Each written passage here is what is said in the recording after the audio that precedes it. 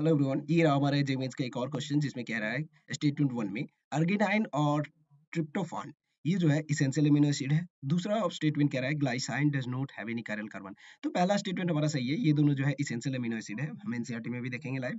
ठीक है, दूसरा हमारा ग्लाइसाइन वो जो कह रहा है कि वो जो है चिरल कार्बन नहीं रखता है, तो ये भी स्टेटमेंट सही है क्योंकि हमारे पास दोनों हाइड्रोजन सेम ही आ जाते हैं सेम पोजीशन पे, इसकी वजह से ये जो है चिरल कार्बन नहीं होता है। तो अब बात करते हैं अपने,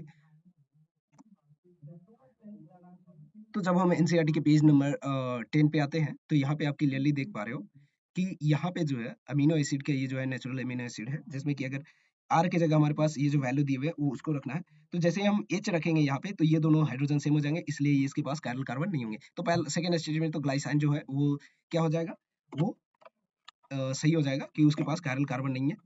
ठीक है, अब ऑप्शन नंबर 2 ऑप्शन स्टेटमेंट 1 की ओर देखते हैं। तो वहाँ पे अर्गिनाइन के बारे में पूछा था, तो आप क्लियरली देख पा रहे हो यहाँ पे स्टार्क लगा हुआ है, और ये जो भी है स्टार्क लगा हुआ है, इसका मतलब ये एसेंशियल एसिड है। ठीक है, एट द सेम टाइम आप जब देखोगे हमारे पास 18 नंबर ट्रिप्टोफान, ये जो है ये दोनों जो है इसके पास जो है स्टार लगा हुआ है, तो ये एसेंशियल अमीनो एसिड है, इसलिए दोनों स्टेटमेंट करेक्ट है। तो आंसर सही था दोनों स्टेटमेंट। कौन सा ऑप्शन सही हो जाएगा, आप क्लियरली देख पा रहे हो, बोथ 1 एंड 2 आर करेक्ट। ठीक है, इस वाले क्वेश्चन के लिए डायरेक्ट पूछा गया है कि MnO2- जो है एसिडिक मीडियम में डिस्प्रोपोनेट हो के कौन सा रिएक्शन या कौन सा प्रोडक्ट बनाएगा।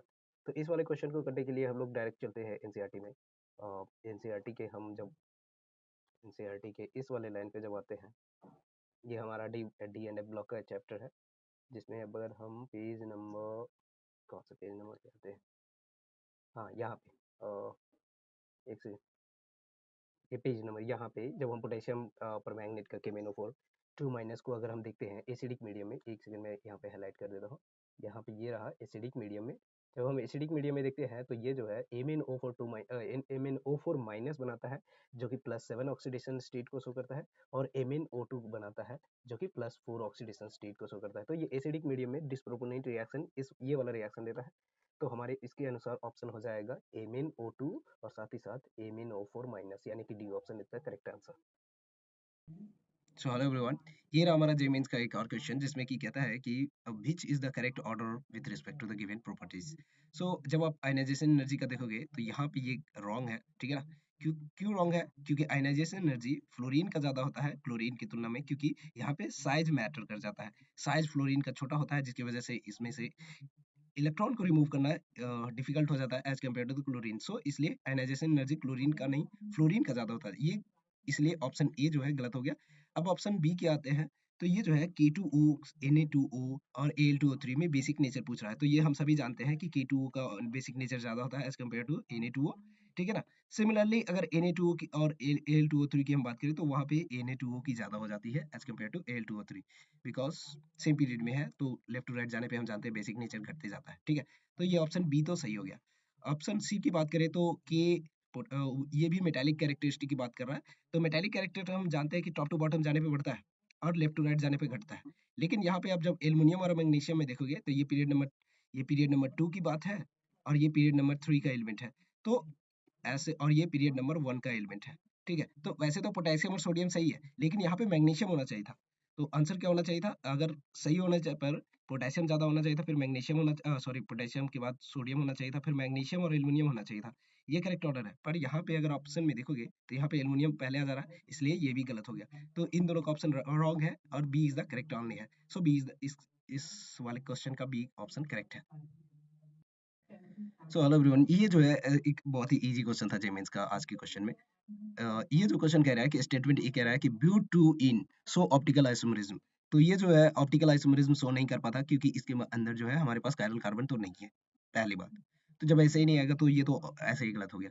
अब दूसरे वाले में देखेंगे स्टेटमेंट 2 में, तो वहां पे आप देखेंगे प्रोपेनल और प्रोपेनॉन, ये दोनों जो है फंक्शनल ग्रुप आइसोमरिज्म बात कर रहा है। तो प्रोपेनल जो है एक एल्डिहाइड ग्रुप है, प्रोपेनॉन जो है एक कीटोन है। तो एल्डिहाइड और कीटोन जो है, एल्डिहाइड और कीटोन हम जानते हैं कि ये जो है कीटोन जो है फंक्शनल ग्रुप होते हैं, ठीक है। तो यहाँ पे तो क्लियर हो गया कि ये दोनों पक्का फंक्शनल ग्रुप आइसोमरिज्म में होंगे, क्योंकि यहाँ पे मॉलिक्यूलर फॉर्मूला भी सेम है ना।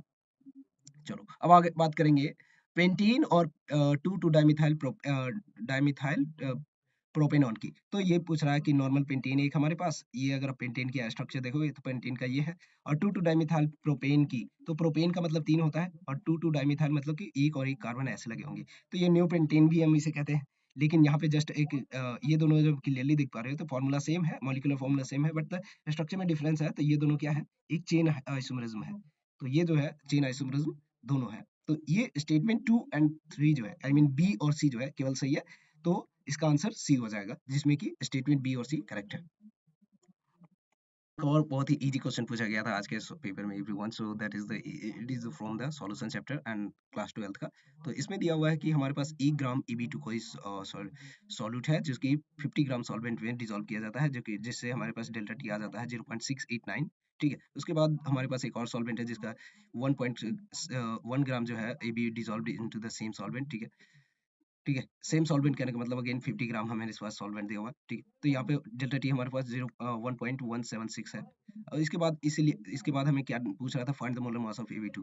तो हमारे पास सॉल्यूट का मास कितना हुआ है, सॉल्यूट जो है 1 ग्राम है। ठीक है, तो हम पहले मोलैलिटी निकाल लेते हैं, क्योंकि हम जानते हैं delta T F is equal to होता क्या, K F into molality, K F into molality. और हमें पास यहाँ पे के एफ दिया हुआ है, के एफ का वैल्यू दिया हुआ है 5, K F is equal to 5 kilo joule, 5 के किलो जूल किलो जो भी है, ठीक है, ये 5 दिया हुआ है वैल्यू। तो हम कर लेते हैं इसका सॉल्यूशन। तो अगर हम मोलैलिटी निकालें, मोलैलिटी, तो ये आ जाएगा 1 gram divided by molecular mass of M1 मान लेते हैं Ab2 का, divided by 50 gram divided by 1000, क्योंकि इसे केजी में कन्वर्ट करना होता है, मोलैलिटी का सबसे बेसिक रूल्स होता है, तो ये आप जानते हो। तो ये जब आप कन्वर्ट करोगे तो ये 20 बाई M1 आ जाएगा। ठीक है, अब यहाँ से हम इस वाले फॉर्मूले में जब पुट कर देते हैं, डेल्टा टी एफ हमारे पास 0.678 और क्या दिया हुआ था, एक सेकेंड, 0.89 दिया हुआ था, 0.689। ठीक है, तो ये 89 इज इक्वल टू हमारे पास क्या हो जाएगा, के F into molality, K F जो है के एफ इंटू मोलैलिटी। ठीक है, तो के एफ कितना हुआ दिया हुआ है 5 दिया हुआ वैल्यू, और यहाँ पे मोलैलिटी मोलैलिटी कितना आया था 20 बाई M1। तो ये M1 ही हमारा पूछ रहा है mass of molar mass of the Ab2, और Ab2 के मोलर मास के लिए हम लोग क्या लिया है, हमने लिया है M1। ठीक है, तो जब अब इस कैलकुलेशन को पूरा करेंगे तो M1 divided by M1 is equal to 100 divided by 0.689 करते हैं, तो ये कुछ आ जाता है 145 के अराउंड। 1 सेकंड, मैं एक बार कैलकुलेटर से चेक कर लेता हूँ। ठीक है, एक सेकंड, क्या हम कैलकुलेटर यूज कर सकते हैं यहीं पे, कैलकुलेटर। तो ये हम 100 डिवाइडेड बाय 0.689, तो ये कुछ आ जाता है 145 पॉइंट। ठीक है, 145 पॉइंट कितना आ रहा है 13। तो ये सिंस नियरेस्ट इंटीजर पूछा था, तो इसका अप्रोक्सीमेट आंसर हम ले लेंगे 145। ठीक है, यही था, बहुत ही इजी सॉल्यूशन, इजी क्वेश्चन था सॉल्यूशन चैप्टर से। पेपर में एक और भी केमिस्ट्री का, इनऑर्गेनिक केमिस्ट्री का बहुत ही इजी क्वेश्चन पूछा गया था। इसमें पूछा गया था कि विच कंपाउंड इज पैरामैग्नेटिक। तो इसको पैरामैग्नेटिक देखने के लिए हम लोग स्ट्रॉन्ग फील्ड लिगेंड को हम लोग अवॉइड करते हैं, बिकॉज पैरामैग्नेटिक उसमें होता है जिसमें कि अनपेयर्ड इलेक्ट्रॉन हो, और स्ट्रॉन्ग लिगेंड क्या करते हैं, उसको पेयरिंग कर देते हैं। तो वीक फील्ड जो है वो बेटर सुटेबल है पैरामैग्नेटिक के लिए। तो हम लोग फटाफट चलते हैं, ये दोनों केवल सी और डी में हमें केवल दिख रहे हैं कि जो है वीक फील्ड लिगेंड है, वीक लिगेंड है। तो उसमें हम क्या करेंगे, NiCl4 माइनस 2 माइनस, ये एक है, और एक हमारे पास कोबाल्ट का है। तो कोबाल्ट के केस में जो है, कोबाल्ट के केस में अगर H2O रहे या फिर एक और EXOX था, ठीक है, ऑक्सिलेट वाले, तो उस केस में ये दोनों है जो है, ये जो है +3 की कंडीशन में, और अगर CO+3 है और उसके बाद ही उसके सराउंडिंग लिगेंड जो है H2 है, तो उस केस में ये स्ट्रॉन्ग लिगेंड की तरह काम करता है और यहाँ पे पेयरिंग हो जाता है, जिसकी वजह से जो है ये जो है पैरामैग्नेटिक नहीं बल्कि पैरामैग्नेटिक नहीं शो करता है, डायमैग्नेटिक शो करने लगता है।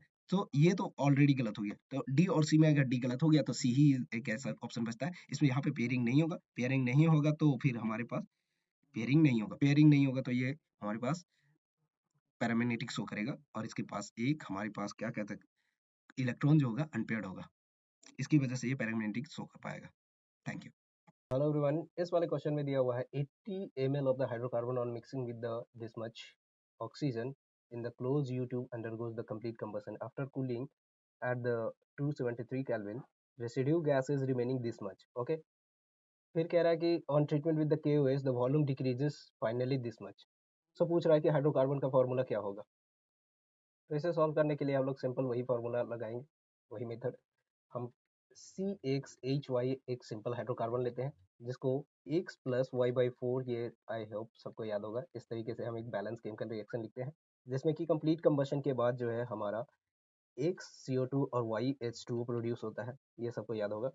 तो यहाँ पे कह रहा है कि इनिशियली जो है, इनिशियली हमारे पास 80 ml जो है हाइड्रोकार्बन था और 264 ml जो है वो ऑक्सीजन था।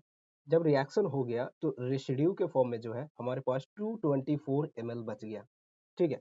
तो ये जो रेसिड्यू के फॉर्म में हमारे पास 224 ml बचा है, इसमें हमारे पास CO2 जो अभी बना है के रिएक्शन के बाद, और जो O2 जो अनरिएक्टेड है, ये अनरिएक्टेड पार्ट वो भी है इसमें शामिल, अनरिएक्टेड, ठीक है। तो अब क्या कैसे कैसे डिफरेंशिएट करेंगे? इसके लिए एक स्टेटमेंट दिया है कि जब हम इस वाले सॉल्यूशन को KOH से पास करवाते हैं, तो KOH क्या होता है? KOH क्या करता है? CO2 को एब्जॉर्ब कर लेगा। CO2 को जैसे ही एब्जॉर्ब करेगा तो फाइनल सॉल्यूशन 64 बच रहा है। तो हमारे पास CO2 कितना हो, टोटल वॉल्यूम कितना हो जाएगा? CO2 का वॉल्यूम हम निकालते हैं तो ये हो जाएगा 224 माइनस ये हमारे पास 64, तो ये आ जाएगा कुछ 160 ml, ठीक है। तो ये हमारा CO2 इतना बना है और वही हमारा O2 कितना बच गया है? तो इस वाले में से 160 जो है 160 ml जो है CO2 बना है, तो O2 कितना है? O2 हमारे पास 64 यहाँ पे अनरिएक्टेड फॉर्म में है, अनरिएक्टेड अनरिएक्टेड वाला पार्ट है, ठीक है। तो अब क्या होगा? तो हमारा टोटल O2 कंज्यूम कितना हुआ है फाइनली रिएक्शन में? तो हम लोग निकाल लेंगे 264 माइनस 64, तो ये कुछ आ रहा है 200 ml, ठीक है। तो अब हम क्या करेंगे? वही हम जानते हैं 1 मोल से कितना हो रहा था? X plus Y by four जो है इतना O2 कंज्यूम होता है, और एक मोल सी एक्स हाइड्रोकार्बन से हमारे पास एक्स मोल ऑफ CO2 बनता है। तो हमारे पास अब वही जस्ट एक सिंपल रेशियो निकाल लो, ठीक है ना। तो एक हाइड्रोकार्बन के लिए CXHY, फिर हम लोग निकाल लेंगे O2 का, फिर हम लोग निकाल लेंगे CO2 का। तो 80, ये जो है 80 ml था, ये कंज्यूम होके कितना बना रहा है? 200 ml, 200 ml कंज्यूम हो रहा है टोटल, और ये बन रहा है 160। तो ये जब आप रेशियो लोगे तो ये कुछ आ जाएगा 1:2.5:2। तो यहाँ से आप देखो, एक मोल एक मोल CXHY के लिए, यानी एक मोल हाइड्रोकार्बन के लिए 2 मोल्स हमें जो है CO2 बन रहा है। तो यहाँ पे x का वैल्यू हो जाएगा, x इज इक्वल टू हो जाएगा 2, ठीक है। यहाँ से अभी इजीली निकाल लेंगे। वही अब हम देखिए हाइड्रोकार्बन ऑक्सीजन के लिए, तो हमें x plus Y by four is equal to X plus Y by four is equal to कितना आ रहा है? 2.5, यही है ना। तो ये जब आप कैलकुलेट करके निकालोगे, x is equal to 2 put करेंगे तो 2 plus Y by four is equal to हमारे पास 2.5 है। तो यहाँ से हम वाई जो है कैलकुलेट होके आ जाएगा 0.5 मल्टीप्लाइड बाई 4 यानी कि 2, ये भी आ गया 2। तो हमारा फाइनल फार्मूला हो जाएगा हाइड्रोकार्बन का C2H2। तो हमारा ऑप्शन कौन सा है? ये देखो, ये ऑप्शन, ओके, यहाँ पे कोई ऑप्शन C2H2 था, ठीक है। यहाँ पे टाइपिंग में थोड़ा एरर हो गया, ओके। तो ये हमारा आंसर हो जाएगा C2H2। सो एक और क्वेश्चन है हमारे पास एवरीवन। ये जनवरी के मॉर्निंग इवनिंग शिफ्ट का है, 21 जनवरी का इवनिंग शिफ्ट का, जिसमें एक क्वेश्चन कहता है कि NaCl जो है H2SO4 के साथ रिएक्शन करके K2Cr2O7 भी है जो प्रोडक्ट बनाता है। अब ये इनमें से ऑप्शन को क्रैक करना है आपको कि कौन सा प्रोडक्ट बनाता है।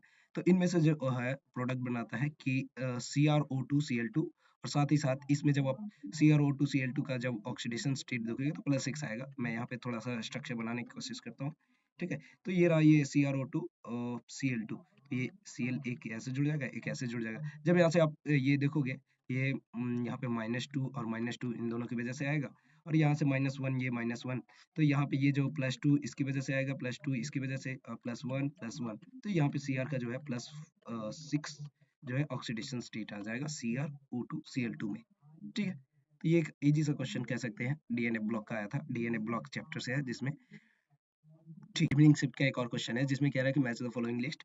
तो लिस्ट 1 और लिस्ट 2 को मिलाना है, तो यहाँ पे आप क्लियरली देख पा रहे हो सिस 2 ब्यूटीन और ट्रांस 2 ब्यूटीन है, जो कि ज्योमेट्रिकल आइसोमरिज्म है, लेकिन यहाँ पे कोई दिया नहीं था, तो इसलिए हमने इसे स्टीरियो आइसोमरिज्म में मिला दिया है, ठीक है। दूसरा ऑप्शन भी है जो कह रहा है कि डाइमिथाइल ईथर है और ब्यूटेनॉल है। तो ईथर और ब्यूटेनॉल, सॉरी, ईथर और ये जो हमारा अल्कोहल है, ये दोनों जो क्या है, एक दूसरे के फंक्शनल ग्रुप है, तो हम इसे फंक्शनल ग्रुप में मिला देते हैं। अब आता है 1 ब्यूटीन और 2 ब्यूटीन, ये तो बहुत इजी हो गया, ये तो पोजिशनल आइसोमरेज है डबल बॉन्ड का। अगर आप स्ट्रक्चर में देखना चाहो तो ये कुछ ऐसा है, ठीक है। और दूसरा है कि जस्ट ये डबल बॉन्ड जो है शिफ्ट होके सेकंड वाले पे आ गया। ठीक है, तो ये हो जाता है मतलब पोजिशनल आइसोमर। और जब आप देखोगे इन पेंटेन और आइसोपेंटेन का, तो ये तो चेन आइसोमरिज्म है, ये सबको पता है। आइसोपेंटेन आइसोपेंटेन ये कुछ इस तरीके का हो जाएगा, और ये नॉर्मल पेंटेन का वो तो आप जानते ही हो, ये कुछ ऐसा है। ठीक है, तो ये चेन आइसोमरिज्म, ये इजी क्वेश्चन था, बहुत ही अच्छा लगा। मेंस का 21 जनवरी का इवनिंग शिफ्ट का एक और क्वेश्चन है हमारे पास, जिसमें कहता है कि which of the following is the correct order of bond length. ये जो क्वेश्चन है आप क्लियरली, आप ये सारे जो है ये एनसीईआरटी में मेंशन भी है, तो एनसीईआरटी में इसका डेटा मेंशन है, पर कोई नहीं, हम डेटा के अनुसार नहीं, कितने क्योंकि हम डेटा इतना ज्यादा याद नहीं रख सकते, तो डेटा के अनुसार ना चलते हुए जस्ट एक कॉमन सा सेंस लगाते हैं और आगे बढ़ते हैं। तो इन सब में देखोगे तो ये कार्बन, नाइट्रोजन, ऑक्सीजन, ये सेकंड ग्रुप के एलिमेंट, सॉरी सेकंड पीरियड के एलिमेंट है, तो इनका साइज कंपैरेटिवली लगभग लगभग आसपास होंगे। लेकिन हाइड्रोजन की मैं बात करूँ तो ये बहुत ही छोटा होगा as compare to the carbon, nitrogen और ऑक्सीजन। तो सी एच बॉन्ड जो है इन सब बॉन्ड लेंथ में से सबसे कम होना चाहिए। ठीक है, पहला ऑप्शन तो आपके अनुसार इसके अनुसार देख लो, तो पहला और सी, ए और सी मिल रहा है। अब आगे बढ़ते हैं, अब हम देखते हैं ऑप्शन ए और सी में। ठीक है, तो ये ट्रिपल बॉन्ड हमेशा डबल बॉन्ड से छोटा होगा और फिर सिंगल बॉन्ड से, तो सबसे ज्यादा सिंगल बॉन्ड वाले का हो जाएगा सीओ। ठीक है, उसके बाद डबल बॉन्ड वाले का, ट्रिपल बॉन्ड का सबसे छोटा इसलिए हो जाएगा क्योंकि ये बहुत ही क्लोज आ जाते हैं, तो मुझे लगता है ए इज द करेक्ट आंसर। अगर आपको और भी अदर ऐसे क्वेश्चन है तो आप मुझे लिख कर भेज दीजिए। मेरे पास इतना ही क्वेश्चन थे। ठीक है, 21 जनवरी का इवनिंग शिफ्ट का, जिसमें ये क्वेश्चन कहता है कि NaCl जो है H2SO4 के साथ रिएक्शन करके सॉरी K2Cr2O7 भी है जो प्रोडक्ट बनाता है। अब ये इनमें से ऑप्शन को क्रैक करना है आपको कि कौन सा प्रोडक्ट बनाता है। तो इनमें से जो है प्रोडक्ट बनाता है कि CrO2Cl2, और साथ ही साथ इसमें जब आप CrO2Cl2 का जब ऑक्सीडेशन स्टेट देखोगे तो +6 आएगा। मैं यहाँ पे थोड़ा सा स्ट्रक्चर बनाने की कोशिश करता हूँ। ठीक है, तो ये रहा ये CrO2 Cl2, ये Cl एक ऐसे जुड़ जाएगा, एक ऐसे जुड़ जाएगा। जब यहाँ से आप ये देखोगे, ये यहाँ पे -2 और -2 इन दोनों की वजह से आएगा, और यहाँ से -1 ये -1, तो यहाँ पे ये जो +2 इसकी वजह से आएगा, +2 इसकी वजह से, +1 +1, तो यहाँ पे Cr का जो है +6 जो है ऑक्सीडेशन स्टेट आ जाएगा CrO2 Cl2 में। ठीक है, तो ये एक इजी सा क्वेश्चन कह सकते हैं, डीएनए ब्लॉक का आया था, डीएनए ब्लॉक चैप्टर से है जिसमें। ठीक।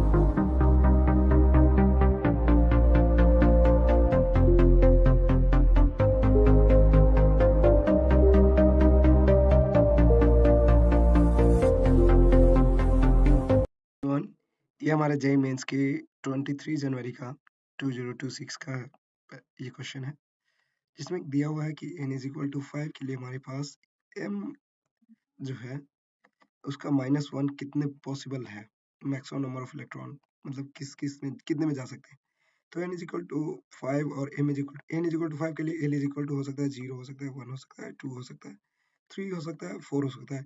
l इज इक्वल टू 5 नहीं हो सकता, क्योंकि हम जानते हैं n is not equal to l। ठीक है, हमेशा n जो होता है, l जो होता है,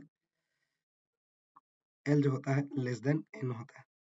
ठीक है, ये 0 से n के बीच में लाइज करता है, 0 और n के बीच में। ठीक है, इसी तरीके से जब m का वैल्यू देखेंगे, m जो है -1 कब हो सकता है, m इज इक्वल टू -1, तो m इज इक्वल टू -1 वहाँ आएगा जहाँ पे l का वैल्यू 1 हो, 2 हो, 3 हो, 4 हो, मतलब 1 से ज़्यादा हो। l का वैल्यू अगर 1 से ज़्यादा है, तो वहाँ पे m का -1 आना तय है। तो इन 4 पॉसिबिलिटीज़ हैं, जिससे हमारे पास आ जाएँगे 4 ऑर्बिटल्स में, और एक ऑर्बिटल हमेशा 2 इलेक्ट्रॉन रखता है टोटल, तो मैक्सिमम 8 इलेक्ट्रॉन हो सकते हैं। तो ये तो हमारा पहला ऑप्शन ए के लिए हो गया। अब बी के लिए देखते हैं। बी के लिए कितने नंबर ऑफ पॉसिबल इलेक्ट्रॉन हो सकते हैं, तो यहाँ पे 4 ऑर्बिटल किसी एक पर्टिकुलर एलिमेंट का इलेक्ट्रॉन का ही हो सकता है। 4 ऑर्बिटल दिया हुआ है, हम जानते हैं किसी भी इलेक्ट्रॉन को दर्शाने के लिए हमें 4 ऑर्बिटल की जरूरत होती है, और ये चारों नंबर दिया हुआ है, तो किसी एक ही इलेक्ट्रॉन का हो सकता है। तो ये आप ऑप्शन के थ्रू देख सकते हो, 8 एंड 1, ए के लिए 8 और बी के लिए 1, सो 3 इज द करेक्ट आंसर। माफ करिएगा, थोड़ा ऑडियो थोड़ा खराब है, गला बैठ गया। सो हेलो एवरीवन, एक और है हमारे पास जेईई मेंस का क्वेश्चन 23 जनवरी का, 23 जन, ठीक है, 2026। तो ये क्वेश्चन कहता है कि which of the following is correct. आप ये देख सकते हो, एनर्जी के बारे में बात किया जा रहा है, तो एनर्जी हमेशा जानते हैं, एनर्जी इज इक्वल टू, हमारे पास एक फॉर्मूला होता है -13.6 into Z square by N square. लेकिन यहाँ पे ध्यान देने वाली बात है, नेगेटिव है, यहाँ दोनों ऑप्शन तो ऐसे ही छट गए, ये प्लस प्लस है। अब बात करते हैं ऑप्शन सेकंड की और थर्ड की। तो ऑप्शन सेकंड में आप देखोगे तो second orbit of the hydrogen, तो यहाँ पे जब सेकंड ऑर्बिट के लिए निकालते हो तो n इज इक्वल टू 2 हो जाएगा, z इज इक्वल टू 1 हो जाएगा। तो e जब आप निकालोगे E2 second energy second orbit के लिए निकाल रहे हैं, तो -13.6 मल्टीप्लाइड बाई 1 का स्क्वायर डिवाइडेड बाई 2 का स्क्वायर, सो ये आ जाता है -3.4 इलेक्ट्रॉन वोल्ट। ये इलेक्ट्रॉन वोल्ट में आता है, ये ध्यान रखना है।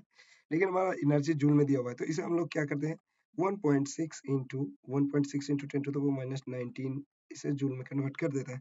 लेकिन अब जब मल्टीप्लाई करोगे तो ये -5.4 के आसपास आएगा। ठीक है ना, एग्जैक्टली मैं बता दूंगा, लेकिन ये कुछ ज्यादा आता है, मैं देखा हूँ। ठीक है, तो ये ज्यादा आ जाता है, लेकिन इतना नहीं आता है, तो ये गलत है ऑप्शन। अब हम बात करते हैं सेकेंड में। ठीक है ना, ये एक्चुअली 10 टू द -19 भी आएगा, लेकिन यहाँ पे 18 ही है, तो चलो ये जो -0.5 के आसपास आएगा, लेकिन यहाँ पे 1 है, तो ये मैच नहीं कर रहा। अब आते हैं ऑप्शन नंबर थर्ड पे। ऑप्शन नंबर थर्ड पे हमारे कहता है, एक सेकेंड, ऑप्शन नंबर थर्ड में पूछ रहा है थर्ड ऑर्बिट ऑफ Li2+। तो Li2+ के लिए आप देखोगे तो E लिखोगे आप, E इज इक्वल टू हो जाएगा -13.6 इंटू, जेड भी हमारे पास 3 है और एन भी हमारे पास थर्ड है, तो 3 स्क्वायर कैंसिल हो जाएगा, ये -13.6 इलेक्ट्रॉन वोल्ट ही हो जाएगा। ठीक है, अब इसे हम लोग जूल में कन्वर्ट करते हैं, तो -13.6 into 10 1.6 into 10 to the power -19 joule. तो ये आ जाता है कुछ, ये जब हम मल्टीप्लीकेशन करते हैं तो ये आता है 21.76। इसका जब आप कैलकुलेशन करोगे तो अप्रोक्सीमेटली -21.76 आता है, इंटू 10 टू द पावर -19। ठीक है, इसे आप जब आप स्टैंडर्ड फॉर्म में और इसको जब ओरिजिनल फॉर्म में लिखोगे तो 1.768 इंटू 10 टू द पावर -18 लिख सकते हैं। अब यहाँ से हम लोग क्या कर सकते हैं, जस्ट इसको 5 से बड़ा है तो इसको जस्ट ऐसे भी लिख सकते हैं। ठीक है, तो ये हमारे पास ऑप्शन सही हो जाता है, इसीलिए ये वाला आंसर सही है, सी थर्ड ऑप्शन सही है इस क्वेश्चन का। थैंक यू, ऑडियो थोड़ा खराब था, माफ कीजिएगा। हेलो एवरीवन, यहाँ पे हमारे पास पूछा है नाइट्रेशन के लिए फास्टर कौन होगा। तो यहाँ पे आप देख सकते हो, यहाँ पे इलेक्ट्रॉन विथड्रॉइंग है, ये भी इलेक्ट्रॉन विथड्रॉइंग है, ये भी विथड्रॉइंग के रूप में काम करता है, -I के जैसे। लेकिन ये जो है इलेक्ट्रॉन डोनेटिंग के रूप में काम करेगा, या +I के फॉर्म में। तो यहाँ पे जो है ये नाइट्रेशन के लिए फास्टर रेट दे देगा। ये बहुत ही सिंपल क्वेश्चन हो गया, है ना। जब इसका स्ट्रक्चर फॉर्म ऐसे देखोगे तो ये आपको क्लियरली समझ में आ जाएगा कि ये जो है इलेक्ट्रॉन डोनेटिंग ग्रुप के तौर पे काम कर रहा है, या +I। तो यहाँ पे नाइट्रेशन के लिए जो है NO2 का अटैचमेंट के लिए ये फास्टर रेट देगा एज कम्पेयर टू अदर, क्योंकि अदर में हमारे पास इलेक्ट्रॉन विथड्रॉइंग ग्रुप है। तो आई होप आपको ये बहुत ईजी लगा होगा ये क्वेश्चन, और बहुत ईजी था भी। सो हेलो एवरीवन, 23 जनवरी का मॉर्निंग शिफ्ट का एक और क्वेश्चन है हमारे पास, जिसमें कि पूछ रहा है आयनाइजेशन एनर्जी ऑफ। तो मैंने देखा है कि तीनों अभी तक के जनवरी के अटेम्प्ट जो हो रहे हैं 2026 के, हर एक पेपर में जो है आयनाइजेशन एनर्जी से क्वेश्चन आ ही रहा है। मतलब आपको पीरियोडिक टेबल बढ़िया से पढ़ के जाना था, है ना? तो जब आप ध्यान से देखोगे आयनाइजेशन एनर्जी, तो आयनाइजेशन एनर्जी का हमने कल भी एक वीडियो में बताया था। कल भी एकदम सिंपल ही क्वेश्चन पूछा था, और सेम क्वेश्चन यहाँ पे भी है। ठीक है, कल भी हमने बताया था, अगर आप वीडियो देख रहे हो तो आप जानते हो। ठीक है, तो आयनाइजेशन एनर्जी क्या होता है? Left to right same period अगर बात हो रहा है तो हमेशा सही होता है, मतलब लेफ्ट टू राइट जाने पर आयनाइजेशन एनर्जी बढ़ता है।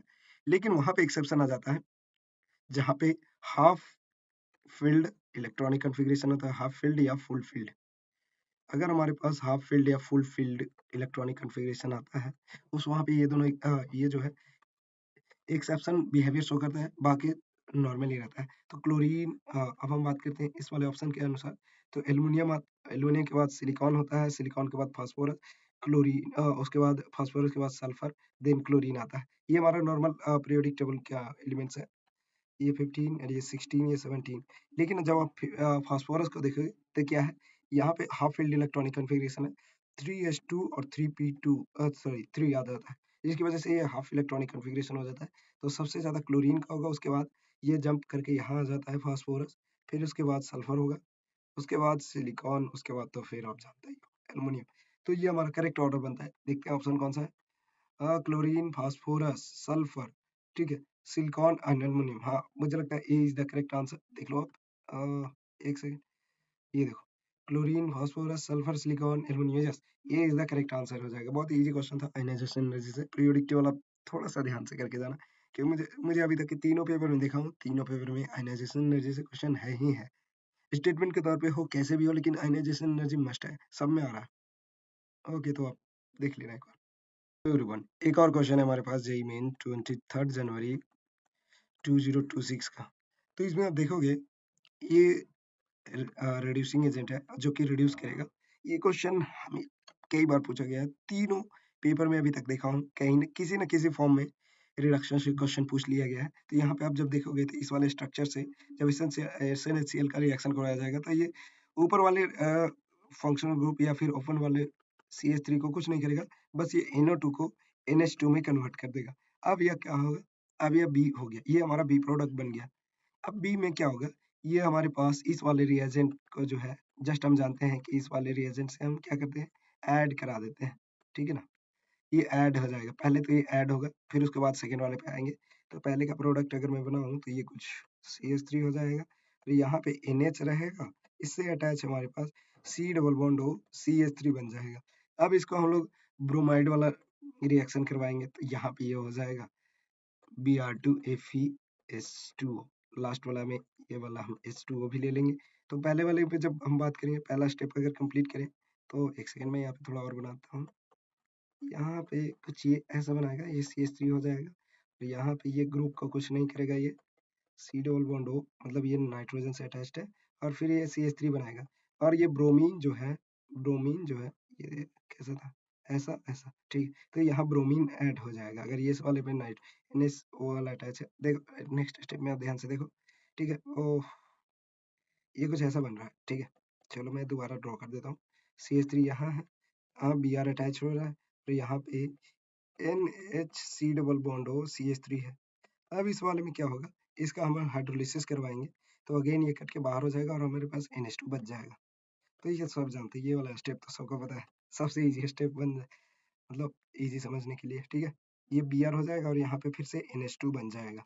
हाइड्रोलिसिस हम लोग उसी के लिए करते हैं, ठीक है। तो ये वाला पूछा था कि इसका मास कितना है, क्वेश्चन तो यही था ना, mass, what the mass of the gram product C। तो जब आप इसका प्रोडक्ट देखोगे, तो यहाँ पे 3 हाइड्रोजन है और 6 आयन, C6H3 प्लस एक CH3 का मास, प्लस ब्रोमीन का मास, प्लस हम NH3 का, सॉरी NH2 का।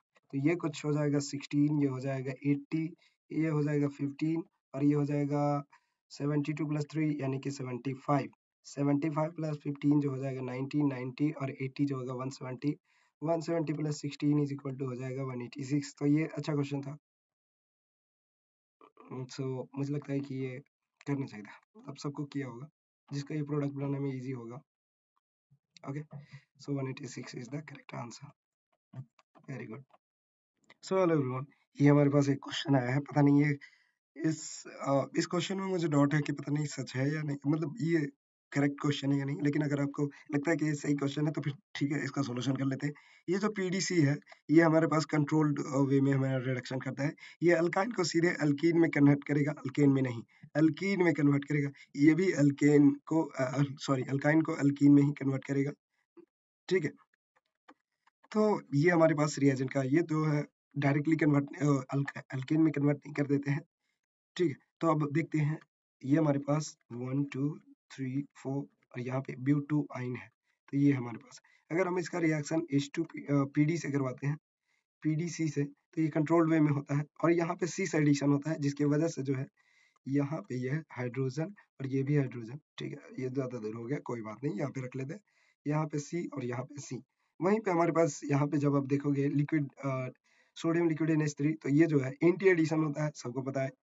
और एंटी एडिशन से क्या हो जाएगा, ये हो जाएगा सी डबल बॉन्ड सी, यहाँ पे H, यहाँ पे H, फिर हमारे पास ये C इधर रह जाएगा और ये C इधर। तो ये सी और ट्रांस का हो रहा था, इसका एग्जैक्ट मेरे पास ऑप्शन नहीं आया, तो माफ कीजिएगा। ठीक, अगर आपको पास ये क्वेश्चन कंप्लीट है तो हमें लिख कर भेज दीजिए या फिर कमेंट बॉक्स में लिख कर बता दीजिए कि क्या आपका क्वेश्चन था।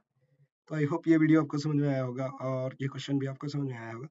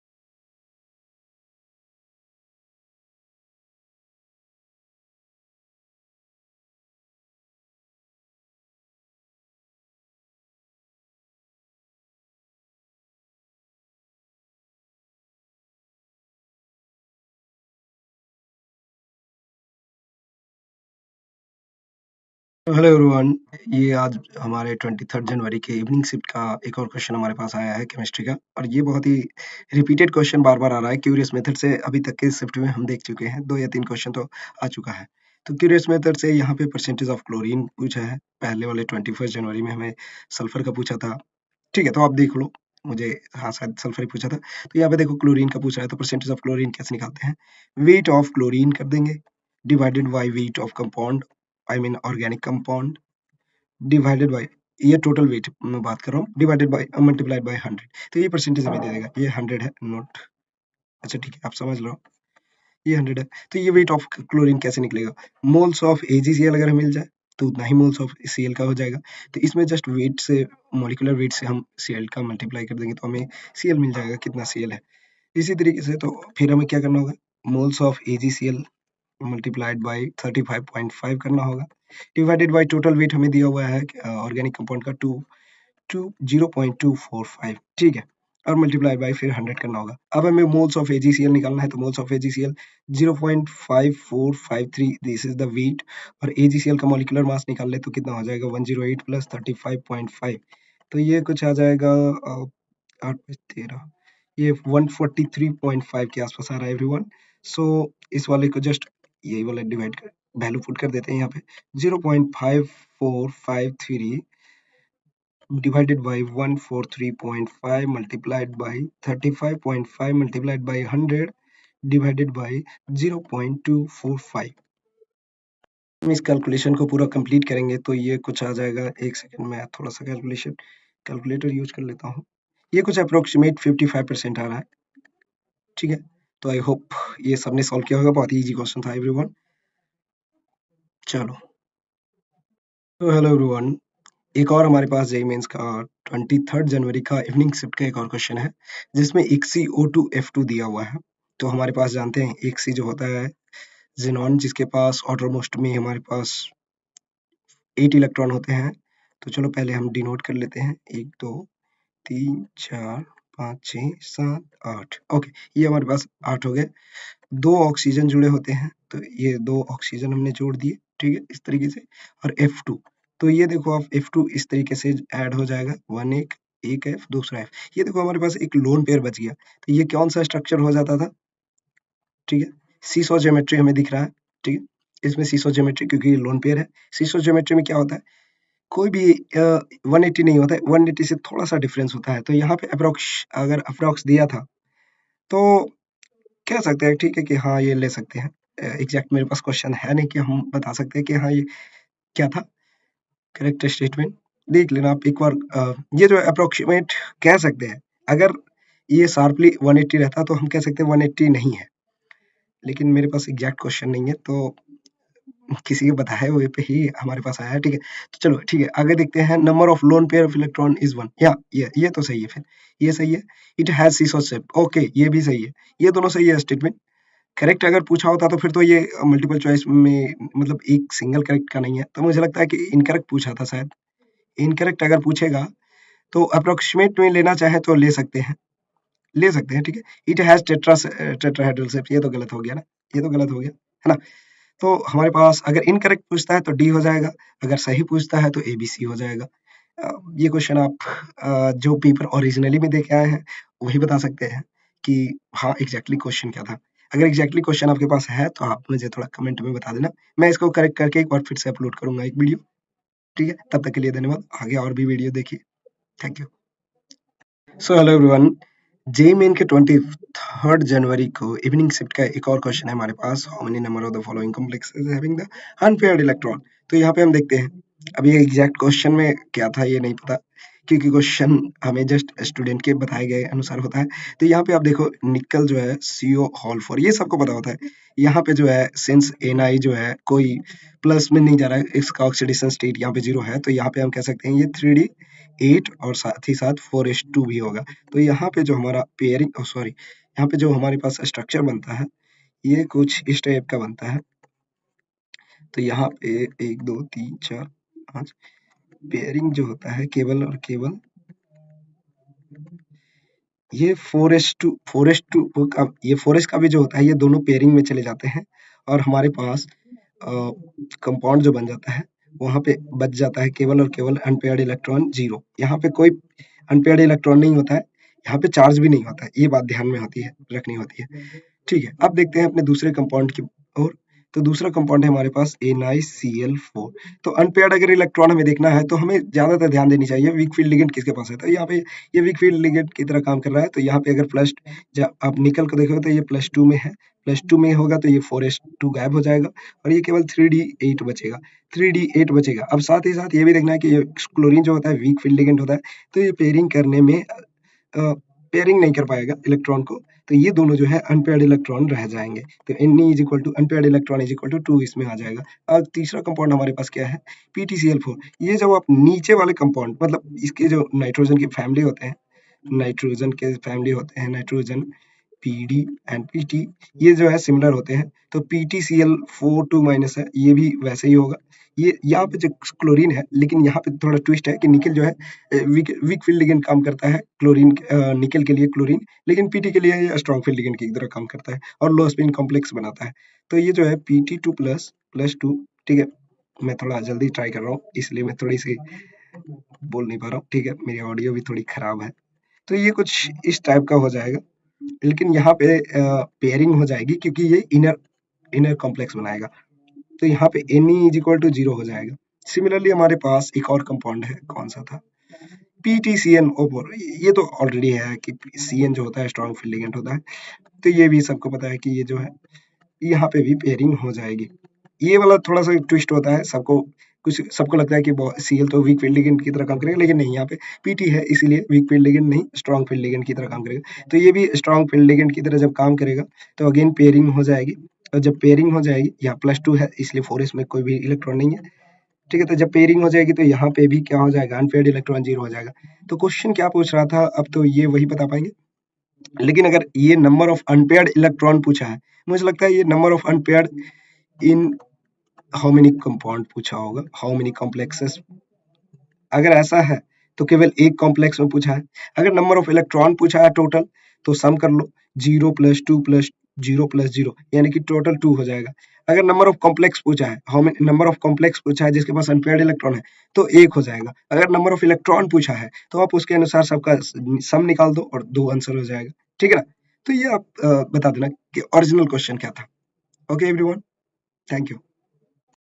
सो हेलो एवरीवन, जी मीन्स का एक और हमारे पास क्वेश्चन आ चुका है 23 जनवरी का, इवनिंग शिफ्ट का। तो ये क्वेश्चन हमारे पास ये है कि ये तो बहुत ही फेमस क्वेश्चन है और मतलब सबको पता होता है कि यहाँ पे जो जेडन जो है हिट करना है, तो ये जो जेडन है दोनों बी आर को उड़ा कर लेकर जाएगा अपने साथ, ठीक है। तो मैं फट से क्वेश्चन सॉल्व कर देता हूँ, एक सेकेंड। यहाँ पे ऐसे है हमारे पास ये जेडन, ये हमारे पास बी आर दोनों जुड़े हुए हैं, तो ये बी आर जब हट जाएगा तो यहाँ पे एक डबल बॉन्ड आ जाएगा। चलो मैं फाइनल बना देता हूँ, तो ये हमारे पास ए बन गया। अब ये जो है एच बी आर के साथ रिएक्शन करेगा। ओ हो, ये सबको पता होता है, ये रिएजेंट के बारे में जैसे ही आता है तो ये कार्बोकेटायन बनता है, ठीक है। कार्बोकेटायन ये जो है डबल बॉन्ड जो है इसके साथ अटैच होगा और यहाँ पे एक कार्बोकेटायन बनाएगा, ठीक है। दोनों तरफ हमारे पास सेम है, तो हम जो है किसी एक तरफ आप कार्बोकेटायन बना लो, दोनों तरफ सेम है, तो यहाँ तो सोचने वाली बात ही नहीं थी। अगर सोचने वाली बात होती तो कर सकते थे, आप यहाँ पे भी कार्बोकेटायन बना लो या फिर यहाँ पे भी, लेकिन एक ही तरफ बनाना है। चलो मैं यहाँ पे बना लेता हूँ इसको।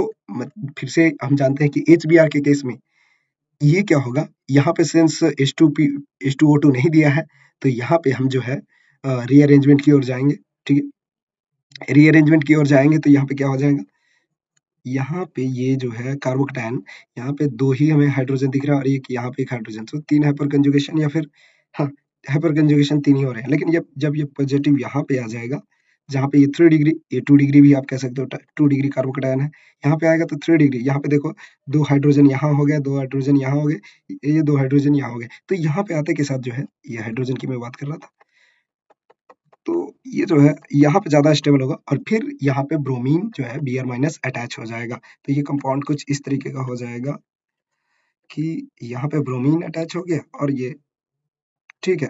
आई होप कि आप ये थोड़ा मैंने स्ट्रक्चर उल्टा कर दिया, लेकिन आप समझ पा रहे हो कि हाँ, ये आंसर होना चाहिए। तो क्या ऑप्शन कोई दिख रहा है क्या, ब्रोमीन जरूर अटैच होगा, HBr है हमारे पास एवरीवन।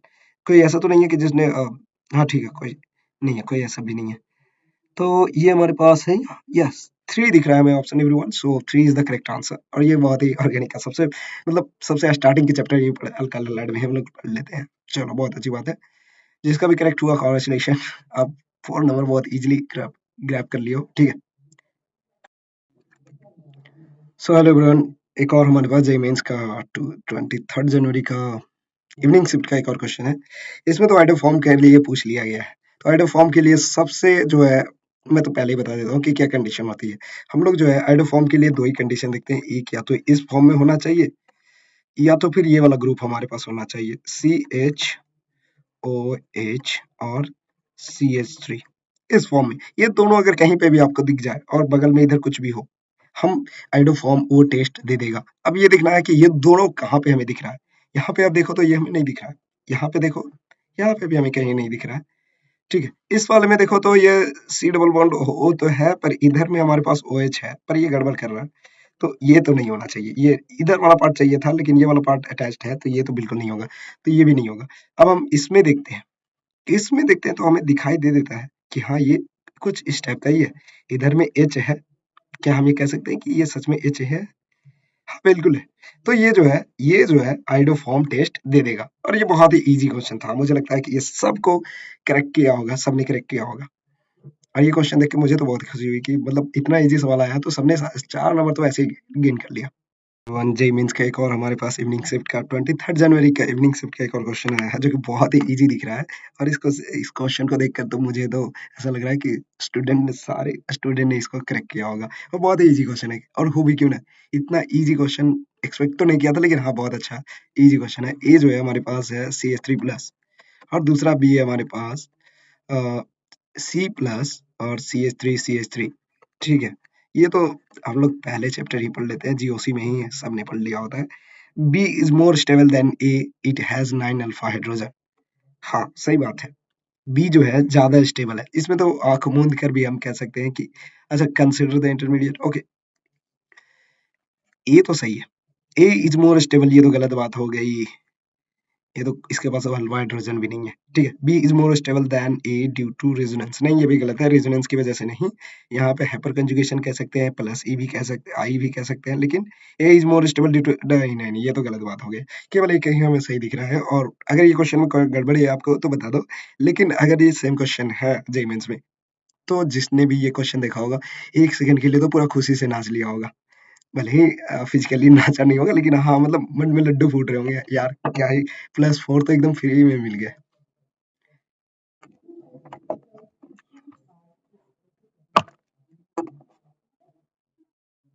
तो हेलो एवरीवन, एक और हमारे पास 23 जनवरी का इवनिंग शिफ्ट का एक और क्वेश्चन आया है, जिसमें कि K2Cr2 को बोल रहा है कि एसिडिफाइड Ki से हमारे पास अगर रिएक्शन करता है तो जो प्रोडक्ट बनता है उसमें क्रोमियम का ऑक्सीडेशन स्टेट क्या होता है। तो ये बहुत ही इजी क्वेश्चन था। अगर आप एनसीईआरटी फॉलो करते हो तो आप डीएनए ब्लॉक बहुत ही इजी, और ये बहुत ही पॉपुलर रिएक्शन है। इसके साथ इमिन इमिन का भी जो है वो, ये दोनों काफी पॉपुलर रिएक्शन है। तो मैं डायरेक्ट आपको एनसीईआरटी के लेकर चलता हूँ। वहां पे आप देख पा रहे हो, ठीक है, ये रहा हमारे पास एनसीईआरटी। यहाँ पे आप क्लियरली देख पा रहे हो। ठीक है, मैं थोड़ा-सा 1 सेकंड हाइलाइटर ले लेता हूँ, ताकि आपको ईज़िली हाइलाइट करके दिखा सकूँ। ये देखो, आप यहाँ पे पोटेशियम डाइक्रोमेट जो है used primarily standard in the volumetry in acidic solution, its oxidizing action can be represented as follow. यहाँ पे देखो, ये जो है एसिडिक मीडियम में जो है Cr3+ में कन्वर्ट होता है। तो हमारे पास क्या हो जाना चाहिए? ठीक है, ये क्या हो जाएगा?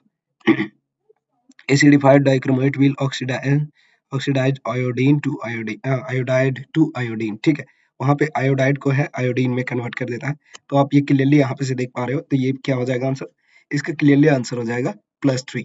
ठीक है, और ये बहुत ही इजी क्वेश्चन हो गया अगर आप एनसीईआरटी कर रहे थे तो। अगर एनसीईआरटी आप नहीं कर रहे थे और एनसीईआरटी के इन वाले रिएक्शंस को अगर आपने देख के नहीं किया था, तो ये बहुत ही डिफिकल्ट हो जाता फिर, है ना? तो मुझे लगता है सबने किया होगा। और ये जो क्वेश्चन है सिमिलरली पिछले 21 जनवरी का जो पेपर है, उससे एकदम सिमिलर सिमिलर कई क्वेश्चन पूछे गए हैं। जैसे कि 21 में, अगर आप 21 और 23 का इवनिंग शिफ्ट और 21 का मॉर्निंग शिफ्ट अगर आप जब कंपेयर करोगे, तो देखोगे सिमिलर क्वेश्चन बहुत आ रहे हैं, ठीक है? तो अगर आप नेक्स्ट डे यानी कि 24 जनवरी को आप पेपर देने वाले हो, तो एक बार आप ध्यान से देख लेना 22 जनवरी का इवनिंग शिफ्ट या मॉर्निंग शिफ्ट, कुछ भी ध्यान से देख लेना। मैंने वीडियो अपलोड किया, लेकिन इवनिंग शिफ्ट का मेरे पास कम ही वीडियोस हैं। Okay, thank you.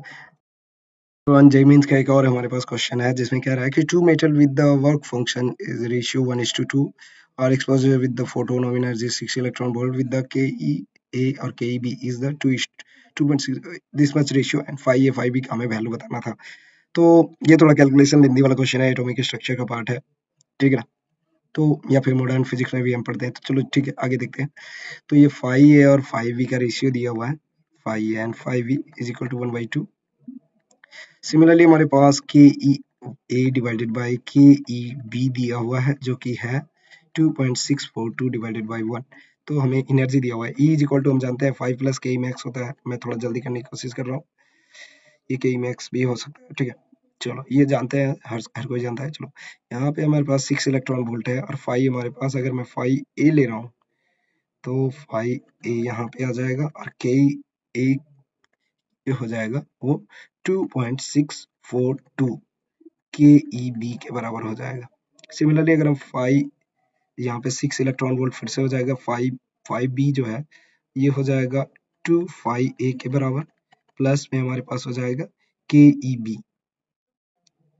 के ई बी के लिए हम के ई बी ही लिख देते हैं, ठीक है। तो अब हम क्या करेंगे, इसको जस्ट डिवाइड कर नेगेटिव कर दो, तो ये देखो ये कट जाएगा, ये -2 five A B, zero is equal to हमारे पास हो जाएगा -5 A is equal to plus plus हमारे पास हो जाएगा 1.642 के ई बी।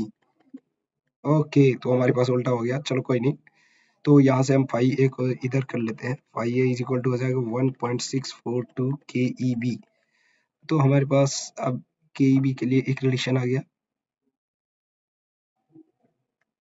तो इस वाले वैल्यू को जो है हम जस्ट किसी एक इक्वेशन में पुट कर देंगे।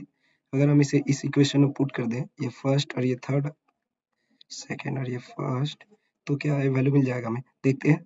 तो फाइव ए का वैल्यू हम 6 is equal to 2 multiplied by 1.642 K E B plus के ई बी, इतना वैल्यू तो हमारे पास आ जाएगा। 2 मल्टीप्लाई करोगे तो ये हो जाएगा 6 इज इक्वल टू, ये हो जाएगा 3.284 प्लस 1 इंटू के ई बी, ठीक है। तो यहाँ से हमारे पास के ई बी का वैल्यू निकल गया। तो के ई बी जो है वो कितना आ जाएगा, 6 डिवाइडेड बाई 4.284। अब हम इस वैल्यू को क्या करेंगे, आगे फर्दर इक्वेशन में पुट करेंगे, तो ये हमारे पास फोर्थ इक्वेशन आ गया, ठीक है। यहाँ से हमारे पास के ई बी का वैल्यू आ जाएगा, एक सेकंड में थोड़ा कैलकुलेट कर देता हूँ कैलकुलेटर से कि कितना वैल्यू एग्जैक्ट आ रहा है। 6 डिवाइडेड बाई 4 पॉइंट कितना है, 284 इज इक्वल टू हमारे पास आता है 1.4, एग्जैक्टली 1.4 हम ले लेते हैं, ठीक है। 1.4 आ रहा है। अब इस वैल्यू को हम क्या करेंगे, इस वैल्यू को हम अगर इसी वाले इक्वेशन में पुट कर देते हैं, तो हमारे पास मिल जाएगा 6 is equal to 25 A plus 1.4 K B. तो यहाँ पे हमें क्या मिल जाएगा, ये हमारे पास जब डिक्रीज करेंगे तो 4.6 divided by 2 is equal to 5 A मिल जाएगा। 5 ए कितना आ गया, 5 ए हमारे पास आ गया, 5 ए इज इक्वल टू आ जाएगा 2.3, ठीक है, इलेक्ट्रॉन वोल्ट, ये इलेक्ट्रॉन वोल्ट में एवरीवन। अब 5 ए आ गया तो 5 बी भी निकाल लेते हैं।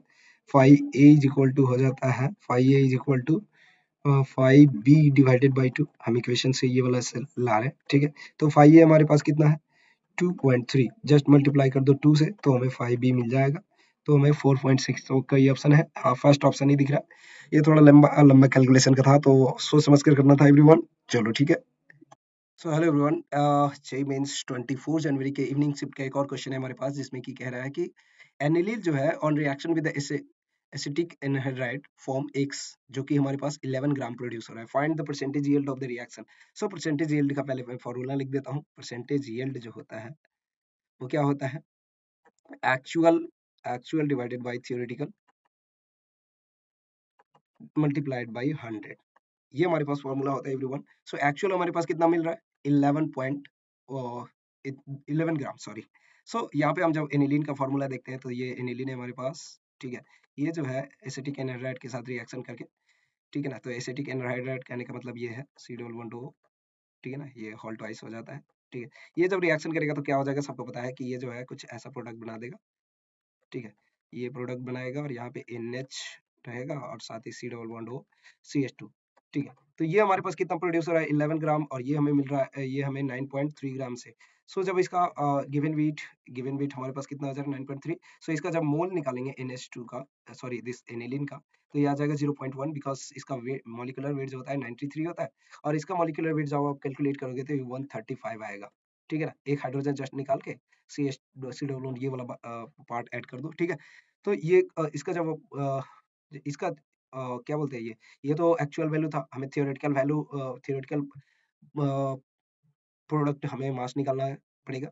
तो थियोरेटिकल अगर हम कैलकुलेट करते हैं, थियोरेटिकल निकालने के लिए का फॉर्मूला क्या है, मतलब मेथड क्या है? सो 1 मोल से ए 1 मोल बना रहा है, ठीक है? 1 मोल से 1 मोल ये बढ़ा रहा है, तो इसका पहले कैलकुलेट कर देते हैं कि कितना मोल और कितना मतलब थियोरेटिकल बन रहा है ये। तो ये क्या हो जाएगा?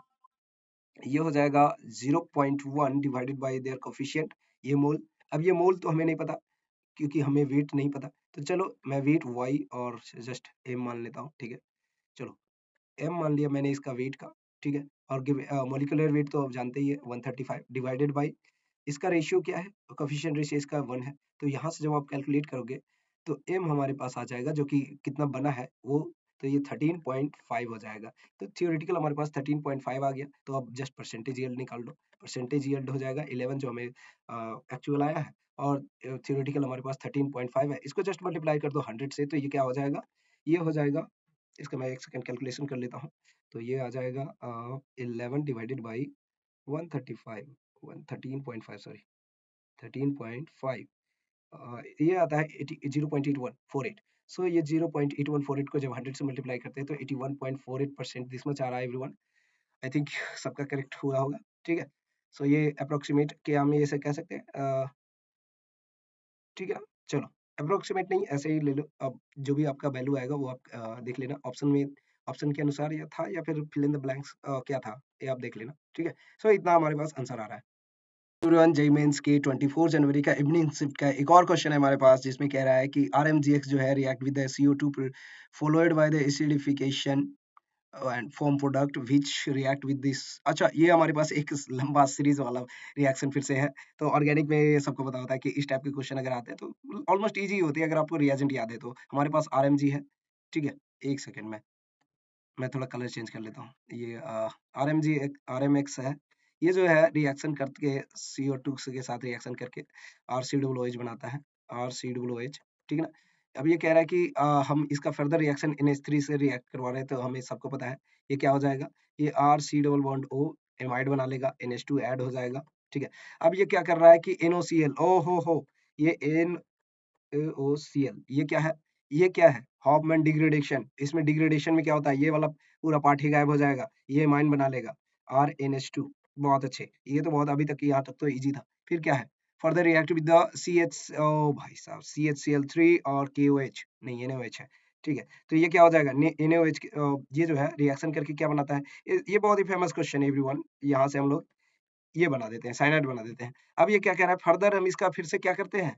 Final product RNC, okay. Statement 1 तो यहाँ था, या ये सही है, ये सही है, बिल्कुल सही है। अब ये क्या बोल रहा है? स्टेटमेंट 2 में चलते हैं।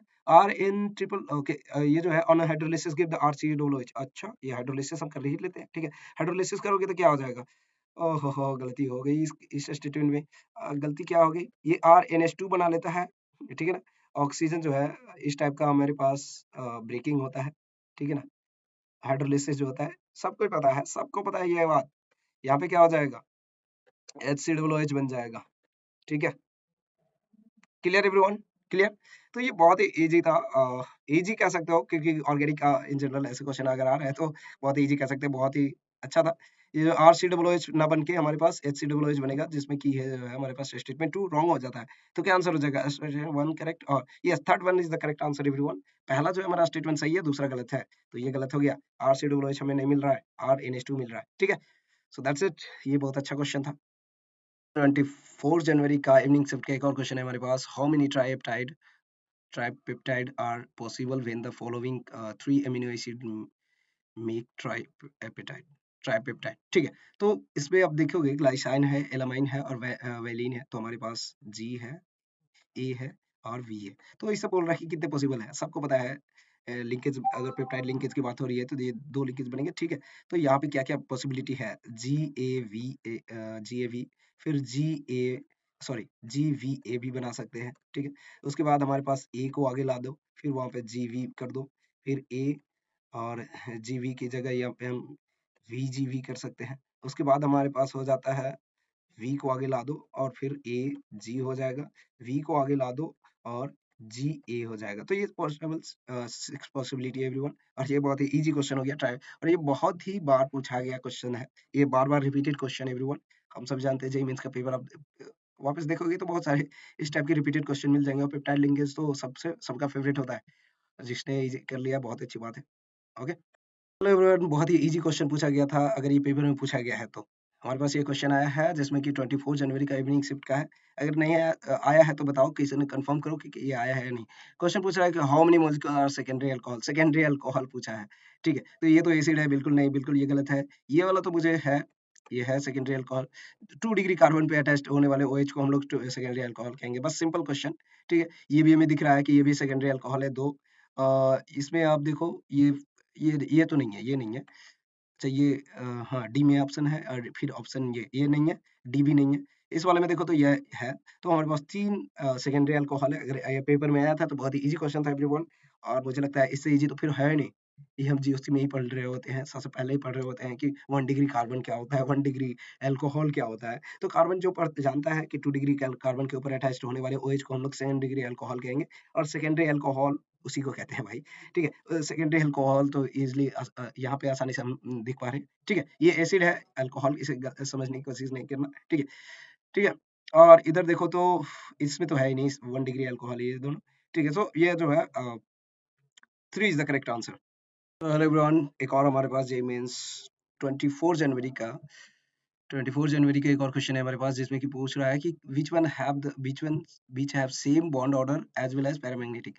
तो पहले हम देख लेते हैं, हम लोग जो है 14 तक के जानते हैं, 14 तक के इलेक्ट्रॉन वाले को हम लोग आज मैं ऐसे सबको याद रखवाता हूँ। ठीक है, 3 बॉन्ड ऑर्डर, उसके बाद 15 अगर इलेक्ट्रॉन है तो उसमें हमारे पास 2.5 हो जाएगा, 16 है तो 2, 17 है तो 2 1.5, फिर उसके बाद अगर 18 है तो 1, इस तरीके से। ठीक है, तो देखते हैं हमारे पास O2 प्लस के पास जो है, O2 प्लस जो है, O2 प्लस ये 15 इलेक्ट्रॉन है, तो इसका बॉन्ड ऑर्डर हो जाएगा 2.5। हमारे पास N2 माइनस है, इसके पास भी 15 इलेक्ट्रॉन है, तो इसका भी बॉन्ड ऑर्डर जो हो जाएगा 2.5। हमारे पास N2 2 माइनस है, N2 2 माइनस है, इसका मतलब 16 इलेक्ट्रॉन, 16 का होने का मतलब है 2 बॉन्ड ऑर्डर, और ये हमारे पास O2 माइनस है, तो इसका मतलब 17 इलेक्ट्रॉन, 17 कहने का मतलब इसका bond order should be the 1.5। सो आप देख पा रहे हो ये दोनों जो है क्या है, बॉन्ड ऑर्डर इनका सेम है।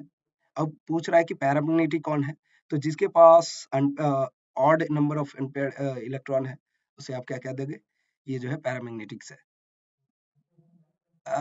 अच्छा, यहाँ पे आप देख पा रहे हो। ठीक है, ओह! ये पूछ रहा है कि बॉन्ड ऑर्डर सेम भी होना चाहिए और साथ ही साथ पैरामैग्नेटिक। ओके, तो ये दोनों ही है केवल हमारे पास ऑप्शन में। ठीक है, तो O2 प्लस और N2 माइनस, O2 प्लस और N2 माइनस हमें बी दिख रहा है, जो कि है बॉन्ड ऑर्डर 2.5 है, और ये दोनों के पास जो है 15-15 इलेक्ट्रॉन है, तो अनपेयर्ड इलेक्ट्रॉन है। इसके मतलब ये अनपेयर्ड इलेक्ट्रॉन है तो पैरामैग्नेटिक होता है। पैरामैग्नेटिक उसके बाद उसको क्यों कहते हैं, जिसके पास अनपेयर्ड इलेक्ट्रॉन होता है, पैरामैग्नेटिक। ठीक है, सो यहाँ पे इन दोनों के पास जो है अनपेयर्ड इलेक्ट्रॉन है, इसलिए ये पैरामैग्नेटिक है। So B is the correct answer everyone.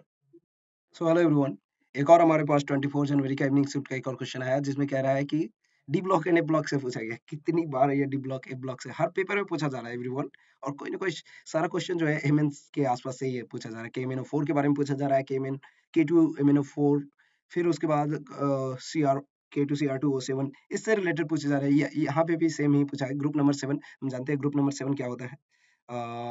Scandium, titanium, vanadium, chromium, then manganese. जब आप देखोगे तो ये थर्ड, फोर्थ, और ये फिफ्थ, ये सिक्स्थ, और ये सेवंथ, सेवंथ पीरियड में आता है। ठीक है, यहाँ तक देखिए, ये देखिए सेवंथ में आता है, और इसका जो एलिमेंट है +6 ऑक्सीजन के साथ जो है, ये ऑक्सो आयन में जो है +6 के साथ, ऑक्सो आयन जो है ये +6 ऑक्सीडेशन स्टेट शो करता है। तो ये जो है मैग्नीज का आप देखोगे K2MnO4, K2MnO4, यहाँ पे जो है मैग्नीज +6 ऑक्सीडेशन स्टेट शो करता है, जैसे कि 2 + x - 8 = 0। तो यहाँ पे आप जब देखोगे तो x = 6 आ रहा है, तो यहाँ पे 6 + 6 में ऑक्सीडेशन स्टेट करता है, और इसका जो कलर है बहुत ही फेमस है, जब सब कोई जानता है, ये जो है ग्रीन कलर शो करता है। So I hope everyone know this answer, B is the correct answer everyone. इस वाले क्वेश्चन का बी आंसर करेक्ट था, ग्रीन आंसर। ठीक है, और ये इजी क्वेश्चन था, मुझे लगता है सबको पता है। लेकिन जो इस वाले का गला नहीं जानते हो, फिर तो गलती हो गई होगी, नहीं तो फिर कभी-कभी तुक्का भी लग जाती है। एवरीवन, 24 जनवरी का इवनिंग शिफ्ट का एक और क्वेश्चन है हमारे पास, जिसमें कह रहा है कि statement 1, two different aldehyde on cross aldol condensation always give 4 product, और स्टेटमेंट 2 कह रहा है कि अमंग द बेंजल्डिहाइड और acetophenone only acetophenone react with the semi carbonate. तो वन बाई वन देखते हैं। Two different aldehyde cross aldol condensation always give four the product. ये सही हो जाता, लेकिन ऑलवेज कह दिया तो गलत है, क्योंकि हमारे पास एल्डोल कंडेंसेशन और कंडेंसेशन में क्रॉस भी बनते हैं, सेल्फ भी बनते हैं। तो दो तो सेल्फ हो गए और दो क्रॉस हो गए, लेकिन इसके साथ अल्कीन भी तो बनता है, तो अल्कीन को कौन कौन करेगा? Alkene is also there, everyone knows that alkene is also there. Alkene भी बनता है, तो वो अल्कीन को यहाँ पे केवल काउंट नहीं किया गया है। तो अगर अल्कीन काउंट नहीं करेगा तो वो, ये तो स्टेटमेंट गलत हो गया ना, किसी को दर्जा ही नहीं दिया गया। ठीक है, तो ये गलत स्टेटमेंट हो गया एवरीवन। अब आते हैं सेकंड स्टेटमेंट पे, अमंग द बेंजल्डिहाइड और acetophenol only acetophenol react with the semi carbazone. ये गलत बात है। ये कहता है हम दोनों के साथ रिएक्शन कर रहा है, लेकिन स्टेटमेंट कहता है कि नहीं, तुम केवल एक ही के साथ करते हो। तो ये तो गलत है। स्टेटमेंट वन, स्टेटमेंट टू जो है, एसिटोफिनोल केवल नहीं बल्कि दोनों एल्डिहाइड एंड कीटोन दोनों रिएक्ट करता है। एल्डिहाइड और ketone both are get react with this semi carbazone. ठीक है, तो ये दोनों स्टेटमेंट हमारे पास गलत हो जाते हैं, और इससे आंसर कौन हो जाएगा? 1 एंड 2 बोथ आर करेक्ट। अरे नहीं भैया, दोनों इनकरेक्ट। ओके, सो दोनों इनकरेक्ट थे एवरीवन। 24 जनवरी का मॉर्निंग शिफ्ट का नहीं, इवनिंग शिफ्ट का एक और क्वेश्चन है हमारे पास, जिसमें ये कह रहा है कि सीओ, ये जो है हमारे पास वेवलेंथ का ऑर्डर बताना है कि कितना एब्जॉर्ब हो रहा है कॉम्प्लेक्सेस के द्वारा। ठीक है, तो ये जब आप क्वेश्चन को आप ध्यान से देखोगे, तो ये जो है सारे जो है कोबाल्ट, यहाँ पे मेटल सेम है, सेंट्रल मेटल एटम सेम है, कोबाल्ट है वो, और वो भी +3 ऑक्सीडेशन स्टेट में। तो हम लोग, ये क्वेश्चन बहुत ही इजी बन जाता है अगर हम लोग बात करें वेवलेंथ एब्जॉर्प्शन की। तो ये हमें जस्ट ये देखना होगा कि फील्ड स्प्लिटिंग एनर्जी जो है, स्प्लिटिंग एनर्जी हमारे पास सब जो है ऑक्टाहेड्रल है, तो इस जितना ज्यादा होगा उतना ही हमारे पास एनर्जी ज्यादा होगा, और जितना ज्यादा एनर्जी उतना ही कम वेवलेंथ एब्जॉर्ब करेगा वो। तो यहाँ से हम लोग पहले डिसाइड करते हैं कि किसका वेवलेंथ एनर्जी ज्यादा होगा। तो एक बात और फेमस है कि अगर हमारे पास सेंट्रल मेटल एटम सेम है, तो हम लोग कैसे देखते हैं एनर्जी, कैसे चेक करते हैं? तो हम लोग एनर्जी चेक करते हैं उसके सराउंडिंग लिगेंड से। अगर सराउंडिंग लिगेंड हमारे पास स्ट्रांग है, तो उसकी एनर्जी भी ज्यादा होगा, फील्ड स्प्लिटिंग एनर्जी ज्यादा होगा। तो यहाँ पे हम क्लियरली देख पा रहे हैं कि सी एन है, सबसे ज्यादा स्ट्रांग है। उसके बाद हमारे पास NH3 आता है, उसके बाद H2O आता है, और उसके बाद अ, हमारे पास NH3 आता है, उसके बाद हमारे पास H2O आता है, फिर हमारे पास F आता है। तो अब देखो, ये हमारे पास A है, ये B है, और ये C है, और ये D है। इस वाले को आप ध्यान से देखो, इस वाले को आप ध्यान से देखो, तो ये क्या है? एनर्जी का ऑर्डर हमने बताया है, एनर्जी का ऑर्डर बताया है, और हमने बताया था कि एनर्जी जो होता है इनवर्सली प्रोपोर्शनल टू लैम्डा होता है। ये वाला फार्मूला अगर याद हो तो, E is equal to H C upon lambda.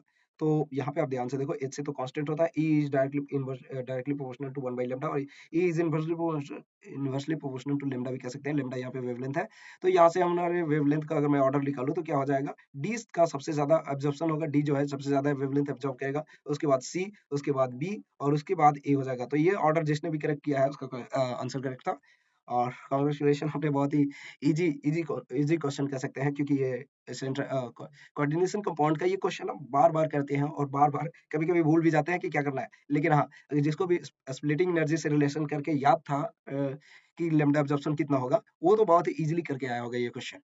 Hello everyone, 24 जनवरी का मॉर्निंग शिफ्ट का एक और क्वेश्चन है हमारे पास, जिसमें कि कह रहा है एक्स और Y are the number of electron involve respectively during the oxidation of I2 and S2 - 2s by the acidified K2SO4, the value of x plus y is। ठीक है, ये क्वेश्चन थोड़ा सा अगर ऊपर नीचे भी हो तो आप एक बार देख लेना कि क्या पूछा था इसमें। मुझे जहाँ तक पता है, इसमें एक्स और वाई का वैल्यू पूछा गया है, कितने नंबर ऑफ इलेक्ट्रॉन का चेंजिंग हो रहा था। तो ये क्वेश्चन जब मैं आपको डायरेक्ट एनसीईआरटी लेके चलता हूँ, ये बहुत ही मतलब एनसीईआरटी के डायरेक्ट लाइन से डी ब्लॉक के क्वेश्चन पूछे जा रहे हैं आजकल।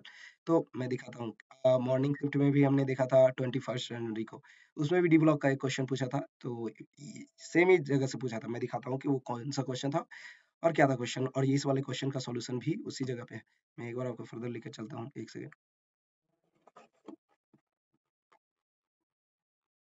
एक सेकंड, ये रहा हमारे पास Cr2O7 के क्वेश्चन पूछा है।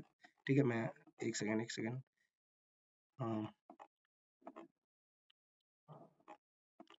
कहाँ गया? ये क्या?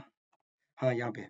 ये देखो आप, यहाँ पे आप जब क्लियरली देखोगे, एक सेकंड मैं थोड़ा सा हाईलाइट करने की कोशिश करता हूँ। ये देखो, यहाँ से I माइनस जो है I2 में कन्वर्ट हो रहा है, acidified potassium dichromate will oxidise iodine iodide to the iodine, ठीक है। तो यहाँ पे आप देखो क्लियरली 6 इलेक्ट्रॉन है, और यहाँ पे H2S जो है, H2S में जो है सल्फर है, ये H2 माइनस के फॉर्म में है, तो यहाँ -2 से सल्फर में जस्ट जा रहा है, तो यहाँ पे भी 6 इलेक्ट्रॉन, तो दोनों को मिला के कितना हो जा रहा है, यहाँ पे आप एक मोल के लिए आप देखोगे तो टोटल नंबर ऑफ इलेक्ट्रॉन कितने से हो रहे हैं, टोटल 6 और 6 12 इलेक्ट्रॉन का ट्रांसफर हो रहा है एवरीवन। सो हमारा डायरेक्ट आंसर जो है एनसीईआरटी की लाइन के अनुसार ये क्या हो जाएगा, 12 इलेक्ट्रॉन हो जाएंगे। कितने हो जाएंगे, 12 इलेक्ट्रॉन। आप देखो एक्स यानी कि हमारे पास I माइनस से I2 माइनस में जा रहा है, तो अब भी ये 6 इलेक्ट्रॉन का ट्रांसफर कर रहा है, और ये हमारे पास अगर H2 माइनस है और ये S में जा रहा है, तो भी ये हमारे 6 इलेक्ट्रॉन का, तो 6 और 6 प्लस कितने हो गए, 6 और 6 12 हो गए। और ये बहुत ही इजी क्वेश्चन हो जाता है हमारे डीएनए ब्लॉक का, लेकिन अब एनसीईआरटी फॉलो नहीं किए थे तो आपका तो नेगेटिव हो जाएगा, अगर नहीं फॉलो किया तो। इसीलिए ऑर्गेनिक के लिए सभी कोई एनसीईआरटी फॉलो करते हैं, तो बहुत बढ़िया। जिसका भी सही हुआ वो तो काफी खुश हो गया होगा। सॉरी, इनऑर्गेनिक था ये, डीएनए ब्लॉक का चैप्टर है हमारे पास, और ऐसे क्वेश्चन आ ही आ रहे हैं, मतलब मस्ट है एकदम, आ ही रहा है। ठीक है, चलो आज के इस वीडियो में हम बात करने वाले हैं 24 जनवरी के मॉर्निंग शिफ्ट के। ये क्वेश्चन है हमारे पास, जिसमें कह रहा है कि एक स्टूडेंट को एक कंपाउंड दिया गया है, ठीक है ना। बेसिकली ये पॉजिटिव टैलेंट टॉलरेंस रिएजेंट के बारे में बात कर रहा है कि कौन जो है कंपाउंड जो है टॉलरेंस रिएजेंट दे रहा है। तो देखो आप इस इन सब में से आप अगर आइडेंटिफाई करो तो कौन सा जो है, ऐसा दिखने में तो लग नहीं रहा है कि कोई टॉलरेंस रिएजेंट टेस्ट दे रहा है, लेकिन आप ध्यान से देखोगे तो इसमें एक हेमिएसिटल है, और कौन सा है, अगर जो आपने आइडेंटिफाई कर लिया कि वो हेमिएसिटल कौन सा है, तो आप इजीली करेक्ट आंसर कर सकते हो, है ना। ठीक है, तो कौन सा है, सी। देखो ध्यान से देखने पर, अच्छा यहाँ पे थोड़ा सा कम दिख रहा है, लेकिन हाँ आप थोड़ा मैनेज कर लो, है ना। लेकिन हाँ, ये कुछ इस टाइप का स्ट्रक्चर है, दिखाई दे रहा है, ठीक है। ये जो है सॉरी, ये ऐसा है, ठीक है। यहाँ पे ऑक्सीजन है और यहाँ पे OH है, तो ये हेमिएसिटल होता है, जिसकी वजह से ये जो टॉलरेंस रिएजेंट दे रहा होता है। तो ये इजी उनके लिए है जो टॉलरेंस रिएजेंट को अच्छे से कर पा रहे हैं, लेकिन टॉलर ऐसा देख पा रहा हूँ कि रिएजेंट से कोई हर शिफ्ट पे कोई ना कोई क्वेश्चन आ रहा है, तो आप रिएजेंट्स अगर आप 28 तक में किसी भी पेपर में देने वाले हो, तो रिएजेंट्स का एक अच्छे से एक बार देख लो आप। और भी ऐसे बहुत सारे टॉपिक हैं जो बार बार रिपीट हो रहे हैं, हर पेपर में क्वेश्चन आ रहे हैं, लाइक डुमाश मेथड हो गया, क्यूरियस मेथड हो गया, ये सब जो है आजकल पढ़ाया नहीं जाता, आजकल बहुत कम लोग करते हैं, लेकिन फिर भी देख रहे हो हर पेपर में क्वेश्चन आया है, तो ध्यान से करके एक बार जाना ऑर्गेनिक के लिए। चलो ठीक है, सो हेलो एवरीवन, ये 24 जनवरी का मॉर्निंग शिफ्ट का एक और क्वेश्चन है हमारे पास, जिसमें कि ड्यूमास मेथड से अगेन क्वेश्चन पूछा गया है कि हम देख पा रहे हैं कि क्यूरियस मेथड, कभी ड्यूमास मेथड परसेंटेजेस पूछ रहा है, कभी क्लोरीन का पूछ रहा है। यहाँ पे आज के शिफ्ट में पूछा गया है नाइट्रोजन का, तो हम जानते हैं ड्यूमास मेथड से, ठीक है ना। तो ये हमें इनऑर्गेनिक का वेट दिया हुआ है, वेट दिया हुआ था इनऑर्गेनिक का 0.5 ग्राम, ऑर्गेनिक इनऑर्गेनिक कंपाउंड का, ठीक है। कंपाउंड का हमारे पास दिया हुआ था वेट 0.5 ग्राम, ठीक है। इसके बाद ये हमारे पास क्या है, nitrogen collected at the 300 kelvin, okay. इतना हमारे पास प्रेशर है, ये कौन सा प्रेशर है, दिस मच प्रेशर, साथ ही साथ एक्वस टेंशन भी था। तो थोड़ा सा यहाँ पे स्टूडेंट का ध्यान रखना था कि ये जो था उसको 700 सॉरी, ये 15 को घटा देना था, क्योंकि एक्वस टेंशन था, सभी जानते हैं, ठीक है ना। मैं जस्ट कैलकुलेशन करता हूँ क्योंकि ये सभी कोई जानते हैं कि एक्वस टेंशन को घटाना होता है ना। चलो, तो ये 700 हो गया था, ठीक है ना। और हमारे पास वॉल्यूम दिया हुआ है 70 ml, तो यहाँ से हम मोल्स ऑफ N2 निकाल लेते हैं। जब हम कैलकुलेशन करके आते हैं तो ये कुछ आ रहा था हमारे पास, हमने इस वैल्यू को कैलकुलेट किया है, तो ये आ रहा था 0.00262, दिस मच मोल्स आया था। अब ये मोल्स आ गया है तो वॉल्यूम हम निकाल सकते, सॉरी, मास निकाल सकते हैं, मास N2 का। और ध्यान रहे कि हम डी मास मेथड में N2 का ही लेते हैं, जैसे कि क्लोरीन, परसेंटेज क्लोरीन के लिए हम एक एटम का लेते हैं AgCl वाले में, क्यूरियस मेथड में, लेकिन यहाँ पे N2 का ही लेते हैं, मास ऑफ N2 ही हम लेते हैं, तो जस्ट इसको हम 0.0262 में जस्ट 28 मल्टीप्लाई कर देंगे। जब हम ये 26 मल्टीप्लाई करते हैं तो इसका वैल्यू आता है 0.0734, और इतना हमारे पास क्या आ गया, बीट ऑफ N2। तो अब जस्ट कुछ भी नहीं करना, 0.0732 डिवाइडेड बाई 0.5 जो वेट दिया हुआ था, मल्टीप्लाइड बाई 100, तो ये आ जाता है अप्रोक्सीमेट। जब इसको कैलकुलेट करोगे तो ये 14.67 आ रहा था, ठीक है, इतना आ रहा था। और अगर आपको जस्ट ये ऐसे आंसर करना था इंटीजर में, तो आप इसको अप्रोक्सीमेट 15% भी कह सकते हो, लेकिन वो देख लेना था कि आप जैसा ऑप्शन था, मुझे तो इतना ही क्वेश्चन मिला था। तो आप ये अगर आने वाले पेपर में करने वाले हो तो मेथड्स को एक बार आप जरूर देख लेना, क्यूरियस मेथड देख लेना। हो सकता है जलडाल अभी तक नहीं पूछा गया तो जलडाल मेथड भी आ जाए, ठीक है। तो आप जलडाल एक बार जरूर करके जाना 28 तक के, अभी आपके कोई भी पेपर में है तो, ठीक है। अगेन ये बहुत इजी क्वेश्चन पूछा गया था ऑर्गेनिक का, और मुझे लगता है इसको कोई गलती करके नहीं आया होगा, ये सबका सही हो गया। स्टेबिलिटी पूछ रहा था किसका, डाइजोनियम सॉल्ट का, तो ये हमारे पास हम जानते हैं ये जस्ट डोनेटिंग ग्रुप से स्टेबलाइज होगा, तो ये क्या हो जाएगा, OCH3 सबसे ज्यादा।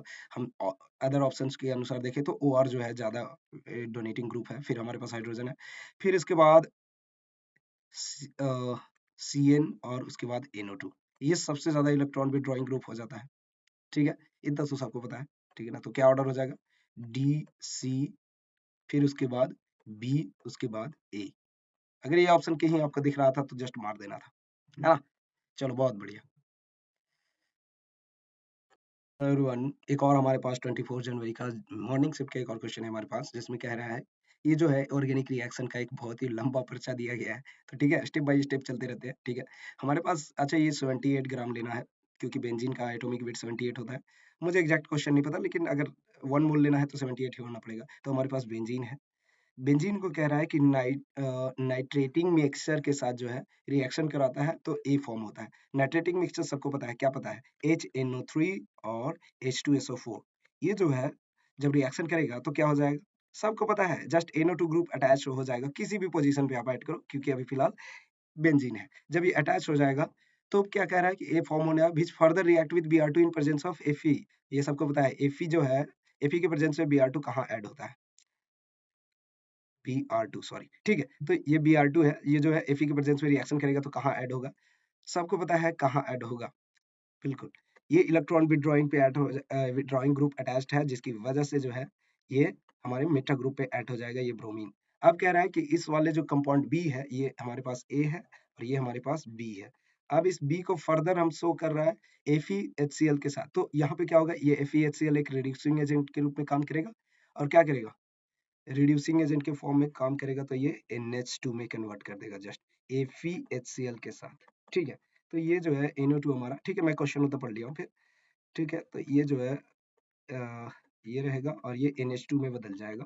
ब्रोमीन का कुछ नहीं होगा, क्योंकि ब्रोमीन तो आप जानते ही हो। ठीक है, ब्रोमीन यहाँ से कुछ नहीं होगा। अब कह रहा है कि इसको डाइजोनाइज किया जा रहा है। ठीक है, क्या किया जा रहा है, डाइजेनाइजेशन किया जा रहा है, जो कि सी दे रहा है। अच्छा, इसके बाद जो है इसका डाइजेनाइजेशन करते हैं, तो डाइजेनाइजेशन में क्या होता है, अरे मेरे थोड़ा टंग गड़बड़ा रहा है। ठीक है, अब समझ रहे हो ना, ये N2Cl हो जाता है, N2 प्लस और Cl माइनस। ठीक है, और ये नीचे में Br जो अटैच रहेगा, वो पोजीशन चेंज नहीं करना, मेटा में कोई करेगा, मेटा से पैरा पे कोई नहीं कर देगा। ठीक है, अब इसका क्या हो रहा है, अब ये हमारे पास एक और रिएक्शन है, ये रिएजेंट किस किस को याद होगा, अब ये क्या होगा, ये जस्ट डाइजोनियम सॉल्ट जो है, इसके साथ कॉपर के साथ सॉल्ट अलग कंपाउंड बना लेगा, और Br इसको अटैच करा देगा। ये सबको पता है, ये NCERT में डायरेक्ट मेंशन भी है। जब आप देखना चाहो तो मैं दूसरे वीडियो में दिखा दूंगा, क्योंकि अभी हमारे पास समय की कमी है थोड़ा। यहाँ पे ब्रोमीन ऐड होगा और यहाँ पे भी ब्रोमीन ऐड होगा। ठीक है, तो ये हमारे पास फाइनल प्रोडक्ट बन रहा है, ये सी है या डी है, अच्छा नहीं, ये सी था, अच्छा ये सी था, और ये प्रोडक्ट हमारा डी है। ठीक है, ये हमारे पास फाइनल प्रोडक्ट डी है। तो क्या पूछ रहा है, find the mass of the product D in GM. Okay, ये डी का हमें वेट बताना है, तो क्या हो जाएगा, दो ब्रोमीन है तो 2 × 80। ठीक है, 80 हमारा वेट होता है, और हमारे पास 1 2 3 4 कार्बन है, सॉरी 4 हाइड्रोजन है, और 6 कार्बन है, तो बच्चक 72, 72। तो हमारे पास 76 प्लस 160, ये कुछ आ जाएगा 7 6 13, तो 236 आ रहा है आंसर, देख लेना एक बार। ठीक है, यही था क्या आंसर। सो हमारा 236 आंसर एवरीवन इस वाले क्वेश्चन के लिए, और ये बहुत ही मतलब ऑर्गेनिक के लिए बहुत ही इजी क्वेश्चन था, लेकिन किसी ने भी एक भी रिएजेंट मिस किया तो प्रोडक्ट मिस कर देंगे, और प्रोडक्ट मिस करेंगे तो आंसर गलत हो जाएगा। एक बार फिर से मैं बताता हूँ कि हमारे पास बेंजीन था, वो जो है नाइट्रेटिंग एजेंट के साथ क्या नाम है, नाइट्रेटिंग मिक्सचर के साथ रिएक्शन करवाया जा रहा है, तो NO2 अटैच्ड होता है, ये सभी को पता है। अब ये NO2 जो है इलेक्ट्रॉन विड्रॉइंग ग्रुप काम कर रहा है, और Br2 Fe जो है इसके साथ जो है ब्रोमीन जो है अटैच्ड होगा मेटा पोजीशन पे, ध्यान रहे इलेक्ट्रॉन विड्रॉइंग ग्रुप है, इसलिए मेटा पोजीशन पे। ठीक है, अब ये जो है FeHCl के साथ रिड्यूस हो जाएगा, NO2 जो है NH2 में बदल जाएगा, और ये जो है डाइजेनाइजेशन करवाने की वजह से ये N2Cl में कन्वर्ट हो जाए, और यही C है। अब इसको हम जस्ट Cu Br और HBr के प्रेजेंस में अगर रिएक्शन कराते हैं, तो ये हमें जस्ट ब्रोमीन ऐड हो जाता है, और वो N2Cl वाले में से कॉपर जो है रिएक्शन एक अलग प्रोडक्ट बनाता है। चलो, तो हमारा प्रोडक्ट, इस वाले प्रोडक्ट का वेट पूछा था। ठीक है, तो ये हमारे पास फाइनल प्रोडक्ट है, उसका वेट जो हम निकालते हैं, तो यही यही आंसर था। सो आई होप आपको सबको पता है। हेलो एवरीवन, एक और हमारे पास बहुत इजी क्वेश्चन पूछा गया। जीओसी का पार्ट आप ये कह सकते हो, जीओसी का ही पार्ट है एकदम। देखो विनाइल क्लोराइड, विनाइल हम लोग किस वाले पोजीशन को कहते हैं? डबल बॉन्ड वाले पोजीशन को ही हम लोग विनाइल कह देते हैं। तो ये हमारे पास क्या हो जाता है? ये विनाइल पोजीशन है। और यहाँ पे अगर हमारे पास कोई ग्रुप जुड़ा हुआ है, जैसे अगर यहाँ पे क्लोरीन जुड़ा हुआ है तो ये विनाइल क्लोराइड हो गया। ठीक है, इसी तरीके से यदि हमारे पास कोई डबल बॉन्ड के साथ एक कार्बन अलग से अटैच्ड है तो ये वाला पोजीशन एलाइलिक पोजीशन होता था। ये सबको पता है, ये सबको पता है, लेकिन मिस किया होगा किसी ने, तो कंफ्यूजन में गलत किया होगा। ठीक है, तो ये एलाइलिक हमारे पास हो गया। ये क्या है? एलाइलिक पोजीशन है। और इस वाले ग्रुप पे यहाँ पे अब कुछ भी अटैच कर दो, जैसे क्लोरीन ही अटैच कर दो तो ये क्या हो जाएगा? एलाइलिक क्लोराइड हो जाएगा। तो ये एलाइल क्लोराइड हो गया। ठीक है, ये देखो कितना इजी सवाल पूछा गया था। क्या बताओ, इस ये डिफिकल्ट क्वेश्चन था। ठीक है, अब इस तरीके से यहाँ पे देखो, तो यहाँ पे आप जब हम जानते हैं इस वाले को, तो ये वाला जो पोजीशन होता है, ये वाला पोजीशन, ये पर्टिकुलर जो डबल बॉन्ड से सर्कल में हमारे पास होते हैं, वो एराइल होता है। एराइलिक पोजीशन होता है। ठीक है, एराइल पोजीशन। ठीक है, और ये जो हमारे पास होता है, इस वाले पोजीशन को हम लोग बेंजाइलिक पोजीशन कहते हैं। ये कई बार वीडियोस में क्लासेस में बताया जाता है, लेकिन सबको मिस करते हैं कि लगता है क्या ही क्वेश्चन पूछेगा। देखो कितना इजी क्वेश्चन पूछ लिया, जिसने भी किया होगा बहुत ही खुश होगा। ठीक है, तो ये देखो, क्या ये सही है? क्या ये सही है? बताओ आंसर क्या हो जाएगा? एक का ए हो जाएगा, बी का क्या हो जाएगा? 2 हो जाएगा, सी का हमारे पास 4 हो गया और डी का हमारे पास 3 हो गया। कितना इजी सवाल था। मुझे लगता है इसमें हर किसी ने करेक्ट किया होगा, नहीं किया तो बहुत पछता रहा होगा फिर, है ना? तो जिसका भी करेक्ट हुआ एक बार बता देना कि हाँ किसका करेक्ट हुआ है। ठीक है, चलो थैंक यू। ये एक और हमारे पास 24 जनवरी के मॉर्निंग शिफ्ट का एक और क्वेश्चन हमारे पास है, जिसमें कह रहा है कि स्टेटमेंट 1 जो है, CCl bond is stronger in CH2, ये वाला बॉन्ड। ठीक है, और अब कह रहा है दूसरा कि CH3, CH2 और Cl। तो ये कह रहा है कि CH बॉन्ड, C और Cl के बीच में जो बॉन्ड है, किसमें दोनों में स्ट्रॉन्ग है? तो ऑफ कोर्स सेकंड बॉन्ड वाला जो है उसका बॉन्ड लेंथ छोटा होगा। ठीक है, जो नॉर्मली अगर आप पता नहीं कर पा रहे हो तो दूसरा रिलेशन से भी पता कर लो। तो जिसका बॉन्ड लेंथ ज्यादा होगा, बॉन्ड लेंथ जिसका ज्यादा होगा उसका बॉन्ड स्ट्रेंथ कम होगा। ये सिंपल बात है ना, ये रिलेट कर पाओ। ठीक है, तो बॉन्ड लेंथ किसका ज्यादा है? बॉन्ड लेंथ सिंपल हम जानते हैं सिंगल बॉन्ड का आपका बड़ा होता है, तो सिंगल बॉन्ड वाले का यहाँ पे बड़ा हो जाएगा, तो इसका स्ट्रेंथ जो है कम जाएगा। इसलिए CH2 डबल बॉन्ड CHCl जो है ये ज्यादा स्ट्रॉन्गर बॉन्ड बनाएगा compare to CH2 CH2Cl, sorry CH3 CH2Cl के। ठीक है, आप समझ पा रहे हो? ठीक है, मैं थोड़ा, मेरा टंग गड़बड़ा रहा है। ठीक है, चलो अब सेकंड स्टेटमेंट की आप देखो, तो ये तो मतलब आंख मूंद कर ये कह सकते हो आप, सही कहोगे। ठीक है, the given optically active molecules on hydrolysis give the solution that can rotate the plane polarized light। ये सबको पता है कि सब क्या है, ये सही है। जब इसको हाइड्रोलिसिस करोगे तो OH जब आएगा तब भी वो जो है कायरल है, और साथ ही साथ प्लेन पोलराइज्ड लाइट को जो है रोटेट कर देगा। अब ये RS बनाएगा, ये आप उसके अनुसार अब कर सकते हैं, है ना? ये तो सो हेलो एवरीवन, हमारे पास एक और 24 जनवरी का मॉर्निंग शिफ्ट का एक और क्वेश्चन है, जिसमें कि कह रहा है कि which of the following contain 3 unpaired electron. V2O5 है, इसमें जो हम सब जानते हैं कि ये जो वनाडियम होता है वो जीरो जीरो के फॉर्म में होता है। ठीक है, इसका ऑक्सीडेशन स्टेट क्या होता है? वनाडियम का जो है ऑक्सीडेशन स्टेट मैंने लिखा, अरे लिख ही देता हूँ भैया, ऑक्सीडेशन स्टेट। ठीक है, तो ये जो होता है ऑक्सीडेशन स्टेट इसमें जीरो होता है। दूसरे में बात करो TiF6 टाइटेनियम। ठीक है, सॉरी ये F6 है और ये 3 माइनस है, तो यहाँ पे टाइटेनियम आप देखोगे, टाइटेनियम जो है 3 प्लस में एग्जिस्ट करता है, +3 में। और टाइटेनियम का जब इलेक्ट्रॉनिक कन्फिगरेशन देखोगे तो ये 3D1 होगा, अगर 3D+3 कर दे तो 3D1 की वजह से ये क्या हो जाएगा? केवल एक ही अनपेयर्ड इलेक्ट्रॉन होगा, number of unpaired electron is equal to 1। तो ये तो हमारा आंसर नहीं हुआ। अब आते हैं कोबाल्ट Fe6 पे, तो यहाँ पे Fe6 वीक फील्ड लिगेंड की तरह काम करेगा, और कोबाल्ट जो है +2 के रूप में है, यहाँ पे CO2+ के फॉर्म में है। तो हमारे पास कोबाल्ट का 27 होता है, तो 3D7। ठीक है, जब इसका हम स्ट्रक्चर बनाते हैं तो हमारे पास से 7 इलेक्ट्रॉन को अगर हम फिल करें तो हमारे पास 3 अनपेयर्ड इलेक्ट्रॉन बच जाते हैं, तो number of electron pair is equal to 3। तो ये हमारे पास, अच्छा एक और ऑप्शन बच रहा है, उसको भी देख लेते हैं। तो हमारे पास FeCN6 3 है, तो यहाँ Fe+3 के फॉर्म में एग्जिस्ट कर रहा है। 3D6 में से एक इलेक्ट्रॉन निकाल दो तो 3D5 बचेगा, ये +3 में। तो 3D5 में जो है, सिंस यहाँ पे CN है तो यहाँ पे क्या होगा? पेयरिंग हो जाएगा। पेयरिंग होगा तो number of paired electron is equal to एक ही रह जाएगा, Ne इज इक्वल टू 1। तो क्या आंसर हो जाएगा? नंबर ऑफ अनपेयर्ड इलेक्ट्रॉन, और ये दो वैकेंट, तो ये D2sp3 sp3 बनाता है, सबको पता है। तो यहाँ पे क्या हो जाएगा, number of electron, unpaired electron एक ही बच रहा है, इसलिए आंसर ये नहीं होगा। तो हमारे पास आंसर क्या हो गया, सब पूछा था कि किसमें नंबर ऑफ अनपेयर्ड इलेक्ट्रॉन जो है 3 है, तो ये हमारे पास केवल सी ऑप्शन, यानी कि COFE6 4 माइनस में जो है अनपेयर्ड इलेक्ट्रॉन 3 ही है। चलो बहुत बढ़िया, ये इजी क्वेश्चन था, और मुझे लगता है डीएनए ब्लॉक, या सॉरी ये कोऑर्डिनेशन कंपाउंड का चैप्टर है, ठीक है। कोऑर्डिनेशन कंपाउंड जिसने भी किया होगा मजे कर रहा होगा एकदम।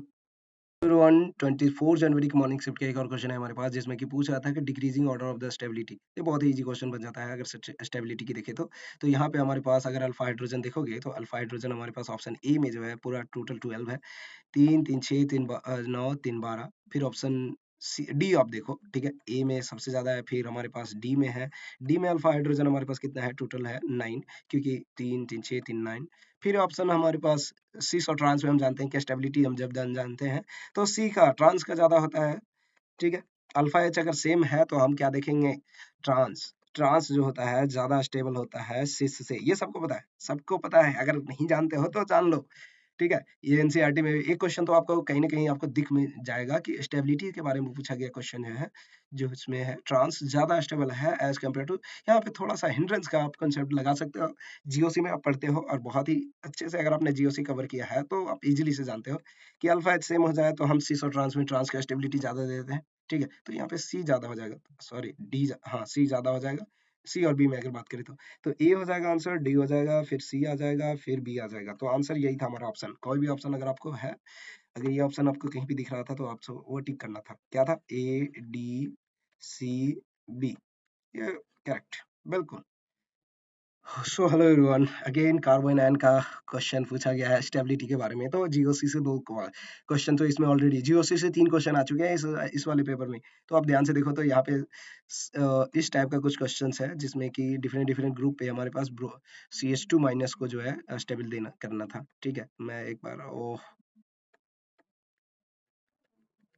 ठीक है, ये हमारे पास कुछ स्ट्रक्चर है जिसमें कि CH2 माइनस, इसका स्टेबिलिटी करना था, तो एक में हमारे पास मैं दिखाता हूँ यहाँ पे, पैरा पे ब्रोमीन जुड़ा हुआ था एक में, और दूसरे में जस्ट ये क्या है, CH2 माइनस है, और तीसरा में हमारे पास जुड़ा हुआ है पैरा पे हमारे पास CHO ग्रुप जुड़ा हुआ है, CHO एक electron strong electron withdrawing group होता है, केवल विथड्रॉइंग ग्रुप काम कहने से काम नहीं चलेगा, है ना।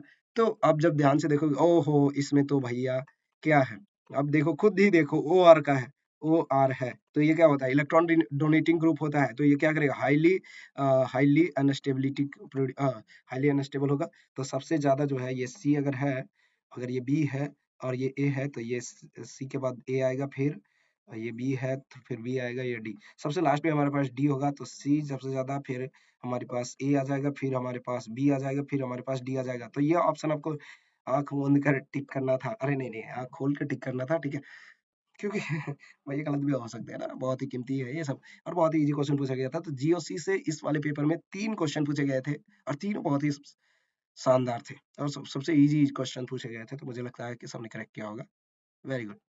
और ये किसी ने सोचा ही नहीं होगा कि इतना इजी भी क्वेश्चन पूछा जा सकता है। हमारे पास एक फिनॉल है, उसका रिएक्शन हमारे पास किससे करवाया जा रहा है, ठीक है, इसका रिएक्शन हम NaOH के साथ करवा रहे हैं, तो क्या हो जाएगा, हमारे पास एक प्रोडक्ट बनेगा ONA, ठीक है, O माइनस Na पॉजिटिव, और साथ ही साथ हाइड्रोजन गैस।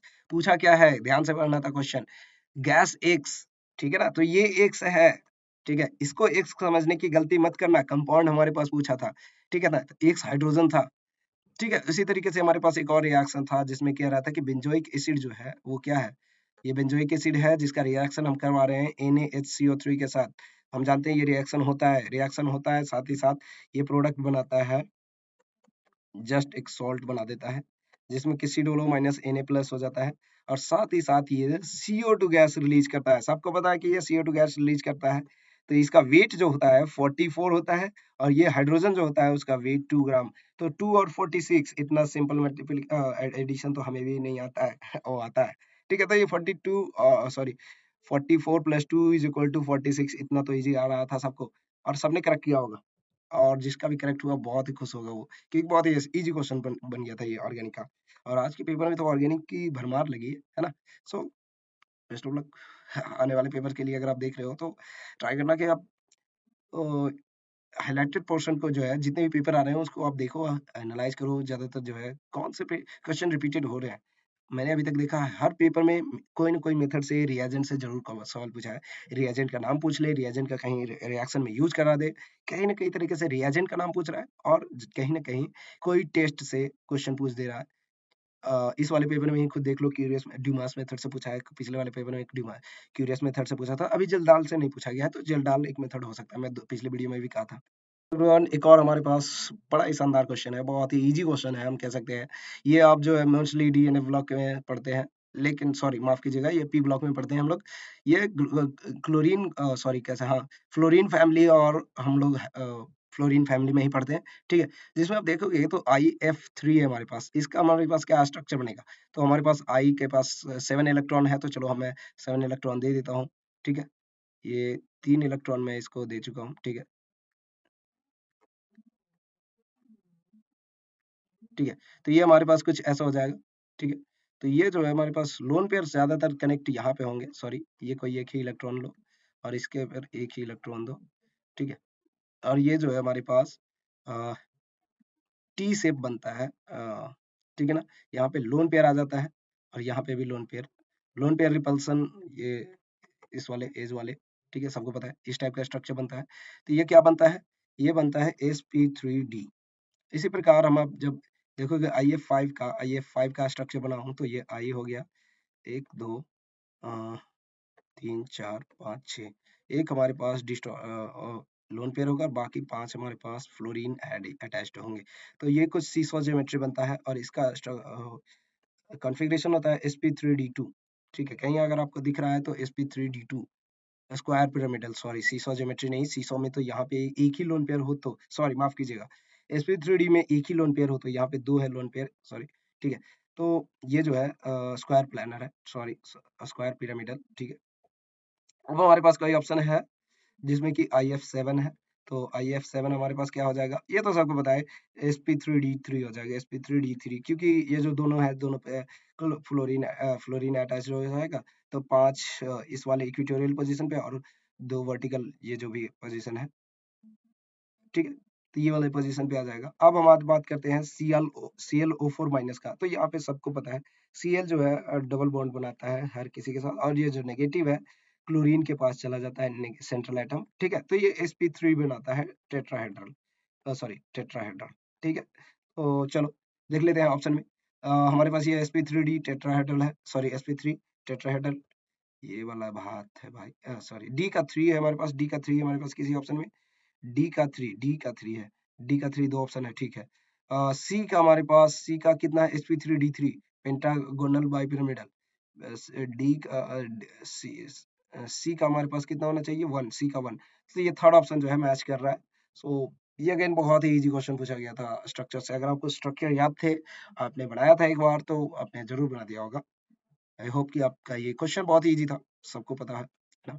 चलो बहुत बढ़िया। जय मीन्स 2026 में 24 जनवरी की मॉर्निंग शिफ्ट का एक और क्वेश्चन है हमारे पास, जिसमें कि कह रहा है पोटेशियम, मैग्नीशियम और एल्युमिनियम और boron is the correct order in terms of the metallic character. ओ भैया, मेटालिक कैरेक्टर से हर बार प्रॉपर्टी में पूछा जा रहा है क्वेश्चन, पीरियोडिक टेबल से भी हर पेपर में एक ना एक क्वेश्चन हमें देखने को जरूर मिला है, और मेटालिक कैरेक्टर से तो लगभग हर पेपर में मुझे देखने को मिला है। दो पेपर में तो मैं पिछले पिछले दो वीडियो में आप जब देखोगे तो कहीं ना कहीं आपको मिल जाएगा कि हमने ये डिस्कस किया भी है। तो ये पोटेशियम जो है फोर्थ पीरियड का एलिमेंट है, और ये जो है ज़्यादा मेटालिक होता है, क्योंकि ये ग्रुप 1 का एलिमेंट है, ग्रुप 1 का। ये जो है क्लास 10th में ही पढ़ा रहे होते हैं, 9th में भी सबको पता होता है, ठीक है। और ये Mg जो है ग्रुप 2 का एलिमेंट है, ग्रुप 2 का, ठीक है। और ये ग्रुप 1 का है, तो सबसे ज़्यादा ये पोटेशियम हो जाएगा, फिर मैग्नीशियम हो जाएगा। उसके बाद हमारे पास एल्युमिनियम होता है, जो कि थोड़ा एम्फोटेरिक नेचर का भी होता है, जिसकी वजह से कम मेटालिक होगा कंपेयर टू मैग्नीशियम। और उसके बाद बोरोन, बोरोन तो एक नॉन मेटल है भैया। अब इसके लिए तो कोई बहस नहीं करना चाहिए, ये सही था, ये स्टेटमेंट सही है कि ये मेटालिक कैरेक्टर का ऑर्डर सही है। अब बात कर रहा है atomic radii is always greater than the ionic radius of any element. Okay, ये गलत बात है, क्योंकि एटॉमिक रेडियस का बात करते हो तो एनायन का सबसे ज्यादा बड़ा होता है, फिर एक एटम का होता है एटॉमिक रेडियाई, ठीक है। उसके बाद हमारे पास कैटायंस का रेडियाई होता है, ठीक है। तो क्या हो जाएगा, ये ऑर्डर फॉलो होता है, लेकिन ये कह रहा है कि भैया नहीं, एटम का ही हम सबसे बड़ा कर देंगे, तो ये तो गलत है, ये दादागिरी हो गई इसकी, है ना। तो ये गलत है। तो स्टेटमेंट 1 सही है, स्टेटमेंट 1 सही है, सही है। स्टेटमेंट 2 जो है गलत है, ठीक है। तो आप ये ऑप्शन हमारे पास है ही नहीं, तो क्या ही कहूँ। ठीक है, बहुत अच्छा। एवरीवन, ये तो मुझे क्वेश्चन देख के ही हंसी आ रही है कि इस क्वेश्चन का कोई गलती कैसे कर सकता है। ये बहुत ही इजी क्वेश्चन था एवरीवन। अगर आपको वर्डन का केवल फॉर्मूला ही आता थर्मोडायनेमिक्स में, तो आपने 4 मार्क्स ले लिए होंगे, है ना? बहुत ही इजी क्वेश्चन है एवरीवन। फ्री एक्सपेंशन सबको पता है, वर्डन में वहाँ पे 0 होता है, ठीक है? रिवर्सिबल एक्सपेंशन की बात करें, रिवर्सिबल एक्सपेंशन की, तो हमारे पास यहाँ पे ये होता है V final by V initial, ठीक है? कंप्रेशन में भी इनिशियल ज़्यादा बड़ा हो जाता है जिसकी वजह से, ठीक है? तो यहाँ पे जस्ट एक्सपेंशन की पूछा है, तो V final by V initial, काम खत्म। अब बात करते हैं इरिवर्सिबल की, तो फॉर्मूला देख लो, एक्सपेंशन में V final minus V initial, ये सही है, ठीक है? तो बस यही था आंसर।